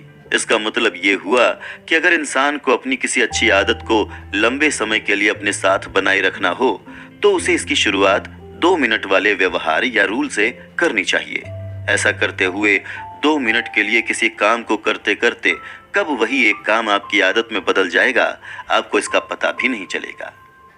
अगर आपको एक लंबी और स्वस्थ जिंदगी बितानी है, अगर आपको फिट रहना है, या अगर आपको शादी के बाद एक खुशहाल जिंदगी चाहिए, तो इन सभी चीजों को पाने के लिए जो पहला कदम आपको उठाना है वो है अपनी अच्छी आदतों को 2 मिनट के लिए अपनाने की शुरुआत करना। इस एपिसोड में हम बिहेवियरल चेंज के आखिरी और सबसे जरूरी नियम के बारे में बात करने वाले हैं। लेकिन इसके बारे में बात करने से पहले आइए आपको एक पब्लिक हेल्थ कर्मचारी के बारे में बताते हैं। सन 1990 के दशक में स्टीफन लूबी, जो अब तक अमेरिका के नेब्रास्का राज्य के ओमाहा शहर में रहा करते थे, उन्होंने अचानक से पाकिस्तान के कराची जाने का मन बना लिया और इसके लिए टिकट भी खरीद लिया। उस वक्त कराची दुनिया के कई मशहूर शहरों में से एक हुआ करता था। साल 1998 तक करीब 9 मिलियन से भी ज्यादा लोग कराची को अपना घर बताते थे। ये शहर पाकिस्तान का आर्थिक केंद्र यानी इकोनॉमी सेंटर हुआ करता था, जहां हर तरह के बिजनेस शामिल थे। सिर्फ इतना ही नहीं, पाकिस्तान के शहर में बड़े हवाई अड्डे और सी पोर्ट भी थे। ऐसी जगह पर आपको सारी सुविधाएं मिल सकती हैं, लेकिन इन सब अच्छी बातों के बीच एक जरूरी बात यह भी थी कि कराची रहने लायक शहर बिल्कुल भी नहीं था। यहाँ की करीब 60% आबादी झुग्गी झोपड़ियों में रहा करती थी। न ठीक ठाक बिजली का इंतजाम था और न कूड़ा कचरा फेंकने का। यहाँ तक के लोगों को पीने के लिए साफ पानी भी नहीं मिल पाता था। इन्हीं सब वजहों से यहाँ डायरिया, उल्टी और पेट दर्द जैसी कई बीमारियों ने अपने पैर पसारने शुरू कर दिए। और तो और यहाँ पलने वाले ज्यादातर बच्चे कुपोषण के मरीज भी थे। आप ही सोचिए कि जिस कराची की हालत इतनी बुरी थी, वहां अमेरिका का कोई अच्छा भला इंसान क्यों आना चाहेगा। अब जैसा कि हमने आपको पहले ही बताया था कि स्टीफन लूबी एक पब्लिक हेल्थ वर्कर थे, इससे यह समझ आता है कि उनके कराची आने की वजह यहाँ की बुरी हालत ही थी। लूबी को ऐसा लग रहा था कि ऐसी जगहों पर अगर लोगों का हाथ धोने जैसी छोटी आदत भी लगा दी जा सके तो भी कराची के लोगों की हालत सुधर सकती है। जब स्टीफन लूबी अपनी टीम के साथ कराची पहुंचे तो उन्होंने देखा कि यहाँ के लोगों को पहले से ही हाथ धोने की अहमियत के बारे में पता था, लेकिन जिस बात का अंदाजा उन्हें बिल्कुल नहीं था वो ये कि हाथों को धोने का भी एक सही तरीका होता है। लूबी ने देखा कि कुछ लोग सिर्फ पानी से हाथ धो लेते हैं या फिर कोई एक ही हाथ धो लेता है, और कुछ तो खाना बनाने से पहले हाथों को धोना ही भूल जाते हैं। ये सब देखकर ऐसा लग रहा था कि सबको पता था कि हाथों को धोना अच्छी बात है, लेकिन कोई भी इसे अपनी आदत नहीं बना पा रहा था। इस हालात का सलूशन निकालने के लिए लूबी ने प्रॉक्टर एंड गैम्बल नाम की एक कंपनी से हाथ मिलाया। प्रॉक्टर एंड गैम्बल का मकसद आसपास के सभी इलाकों तक सेफगार्ड साबुन पहुंचाना था। धीरे धीरे ये साबुन कराची के लोगों को बहुत पसंद आने लगा। इस साबुन में बहुत आसानी से झाग आ जाता था और इसकी महक भी अच्छी थी। यही वजह थी कि धीरे धीरे लोगों को इस साबुन से हाथ धोने में मजा आने लगा। लूबी ने इस बारे में बताया कि एक तरह से लोगों के हाथ धोने की आदत को अपनाने की शुरुआत थी। लूबी और प्रॉक्टर एंड गैम्बल के इस कदम के अगले 2 महीनों में कराची के लोगों में बीमारियां बहुत कम दिखाई देने लगीं। जहां डायरिया के मरीज की तादाद 52% तक कम थी, वहीं न्यूमोनिया के मरीजों की संख्या भी कम होने लगी। 6 साल के बाद लूबी एक बार फिर उन लोगों के घरों तक गए जिनमें ये बीमारियां दिखी थीं।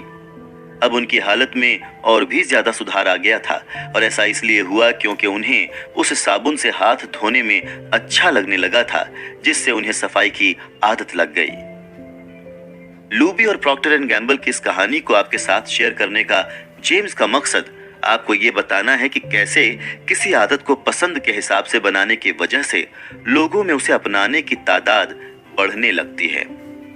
बिहेवियरल चेंज के आखिरी नियम के मुताबिक हमें किसी भी आदत को इतना सेटिस्फाइंग या आकर्षक बनाना चाहिए जिससे लोग उसे अपनाने में दिलचस्पी दिखाएं, क्योंकि ऐसा होने पर इंसान उस आदत को आसानी से अपना लेता है। हालांकि ये आइडिया सिर्फ साबुन के लिए ही कारगर है, ऐसा नहीं है। अगर आप अपने आसपास के बिजनेस को देखें तो टूथपेस्ट या च्युइंगम जैसी कंपनियां भी इसी तरीके का इस्तेमाल करती हैं।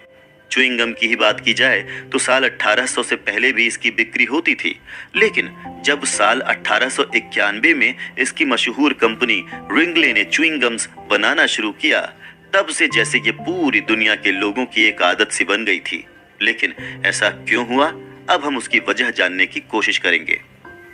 साल 1891 के पहले जब कंपनियां च्युइंग गम्स बनाती थीं, तब उनका स्वाद काफी खराब होता था। इस वजह से लोग इसे ज्यादा दिनों तक खा नहीं पाते थे। उस वक्त रिंगले ने इस बात को समझकर च्युइंग गम्स में स्पेयरमेंट और जूसी फ्रूट्स जैसे फ्लेवर्स डालने की कोशिश की, जिससे उनकी वो च्युइंग गम्स टेस्टी बन सके। जिसके बाद उन्होंने थोड़ा और दिमाग लगाते हुए च्युइंग गम्स को मुंह साफ रखने का जरिया बनाया, जिससे लोग इसकी तरफ और भी ज्यादा आकर्षित होने लगे। ऐसी कहानियां ये साबित करती हैं कि बिहेवियरल चेंज का सबसे जरूरी नियम ये है कि कैसे अपनी आदतों को आकर्षक बनाया जाए, जैसा उसको इस्तेमाल करने वालों को पसंद आए, क्योंकि आपको भी वही आदतें पसंद आएंगी जिसमें आपको दिलचस्पी होगी। और जिन आदतों का नतीजा ही सही ना हो, उन आदतों को अपनाने में लोगों को मुश्किल तो होगी ही। हालांकि इन नतीजों को आने में थोड़ा वक्त जरूर लग सकता है। फिलहाल किसी भी आदत को अपनाना जितना आसान होता है, उसे बनाए रखना उतना ही मुश्किलों से भरा। लेकिन फिर भी हमें कोशिश करनी चाहिए कि कोई भी अच्छी आदत हमसे छूट ना जाए। साल 1993 में कनाडा के एबॉट्सफोर्ड शहर के एक बैंक ने ट्रेंट डिस्मिड नाम के एक युवक को स्टॉक ब्रोकर की पोस्ट के लिए चुना था। स्टॉक ब्रोकर वो होता है जो अपनी कंपनी के लिए बाजार से शेयर खरीदता है। एबॉट्सफोर्ड कनाडा के एक और शहर वैंकूवर से काफी करीब था, और वैंकूवर एक ऐसा शहर था जहां बड़े बड़े बिजनेस डील्स फाइनल किए जाते थे। ऐसे में कोई भला कैसे एक छोटे से शहर के डिस्मिड पर भरोसा कर पाता। लेकिन उसने इस बात को बस अपनी एक छोटी सी आदत से गलत साबित कर दिया। डिस्मिड हर सुबह 2 डिब्बे लेकर बैठता था, जिनमें से एक 120 पेपर की क्लिप से भरा होता और दूसरा बिल्कुल खाली। जैसे जैसे दिन की शुरुआत के साथ डिस्मिड सेल्स कॉल करना शुरू करता था, तो वो क्लिप से भरे हुए डिब्बे से एक क्लिप निकालकर एक दूसरे डिब्बे में रख देता था। ऐसे ही उसके कॉल्स और क्लिप्स की अदला बदली का सिलसिला चलता रहता। अब जब तक वो डिब्बा खाली या बॉक्स भर नहीं जाता, तब तक वो फोन कॉल्स करना बंद नहीं करता था। इस तरह से 18 महीनों के अंदर डिस्मिड की कंपनी को करीब $5 मिलियन का फायदा होने लगा। जब तक 4 साल हुआ, वो हर महीने $75,000 कमाने लगा था, जिसके कुछ दिनों बाद ही उसे एक बढ़िया सी नौकरी भी मिल गई। कंक्लूजन। जेम्स क्लियर की बुक एटॉमिक हैबिट्स पर चर्चा करते हुए हमने आपको बताया कि कैसे छोटे छोटे बदलाव आपकी जिंदगी में बेहतरीन नतीजे लेकर आ सकते हैं। इसके अलावा बहुत सीधी और आसान भाषा में आपने सुना कि किस तरह आज के समय में दुनिया के मशहूर हुए लोगों ने भी कभी इन अच्छी आदतों को अपनाकर ही अपने आप को इस काबिल बनाया था। चर्चा के दौरान हमने ये भी जाना कि हमारी छोटी छोटी आदतों का हमारे दिमाग पर कितना असर होता है, अब फिर चाहे आदत अच्छी हो या बुरी। कई बार यही आदतें हमारी पर्सनैलिटी को भी और निखारने में मदद करती हैं। क्या आपको इससे पहले इस बात का जरा सा भी अंदाजा था कि इंसान की आदतों में होने वाले बदलावों के भी अपने नियम होते होंगे? शायद नहीं, लेकिन जेम्स ने अपनी किताब पर चर्चा करते हुए हमें यह भी बताया कि बिहेवियरल चेंज की थ्योरी के मेन 4 रूल या नियम होते हैं। बिहेवियरल चेंज के पहले नियम में हमने जाना कि कैसे अपनी आदतों को कई बार ऑब्वियस बनाना होता है, वहीं जरूरत पड़ने पर इंसान अपनी इन्हीं ऑब्वियस आदतों को छोड़ भी देता है, और ये इस बात पर डिपेंड करता है कि वो आप पर अच्छा असर डाल रही हैं या बुरा। हालांकि दूसरे नियम में जेम्स ने आदतों को थोड़ा अट्रैक्टिव बनाने की बात कही, क्योंकि उनका मानना था कि आदतें जितनी अट्रैक्टिव होंगी, लोग उसकी तरफ उतने ही खिंचे हुए आएंगे। इसीलिए अच्छी आदतों को अपनाते वक्त इस दूसरे नियम की बड़ी भूमिका होती है। इसके अलावा बिहेवियरल चेंज के तीसरे और चौथे नियम में आदतों को आसान और सेटिस्फाइंग यानी संतुष्ट बनाने की बात कही गई, क्योंकि अगर इंसान की आदतें उसे सेटिस्फैक्शन नहीं देंगी तो वो ज्यादा दिनों तक उन आदतों के साथ बना रह नहीं पाएगा। और वहीं अगर आदतों को सेटिस्फाइंग बनाना है तो उनका आसान होना भी बहुत जरूरी है। तभी जेम्स ने 2 मिनट रूल और द गोल्डीलॉक्स रूल के बारे में बताया, जिससे लोगों को अपनी ही आदतों को समझने में मदद मिल सके।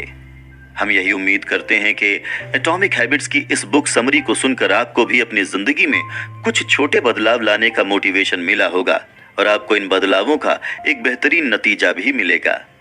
ऐसी ही और भी कई दिलचस्प किताबों पर चर्चा के लिए आप बने रहिए हमारे साथ और सुनते रहिए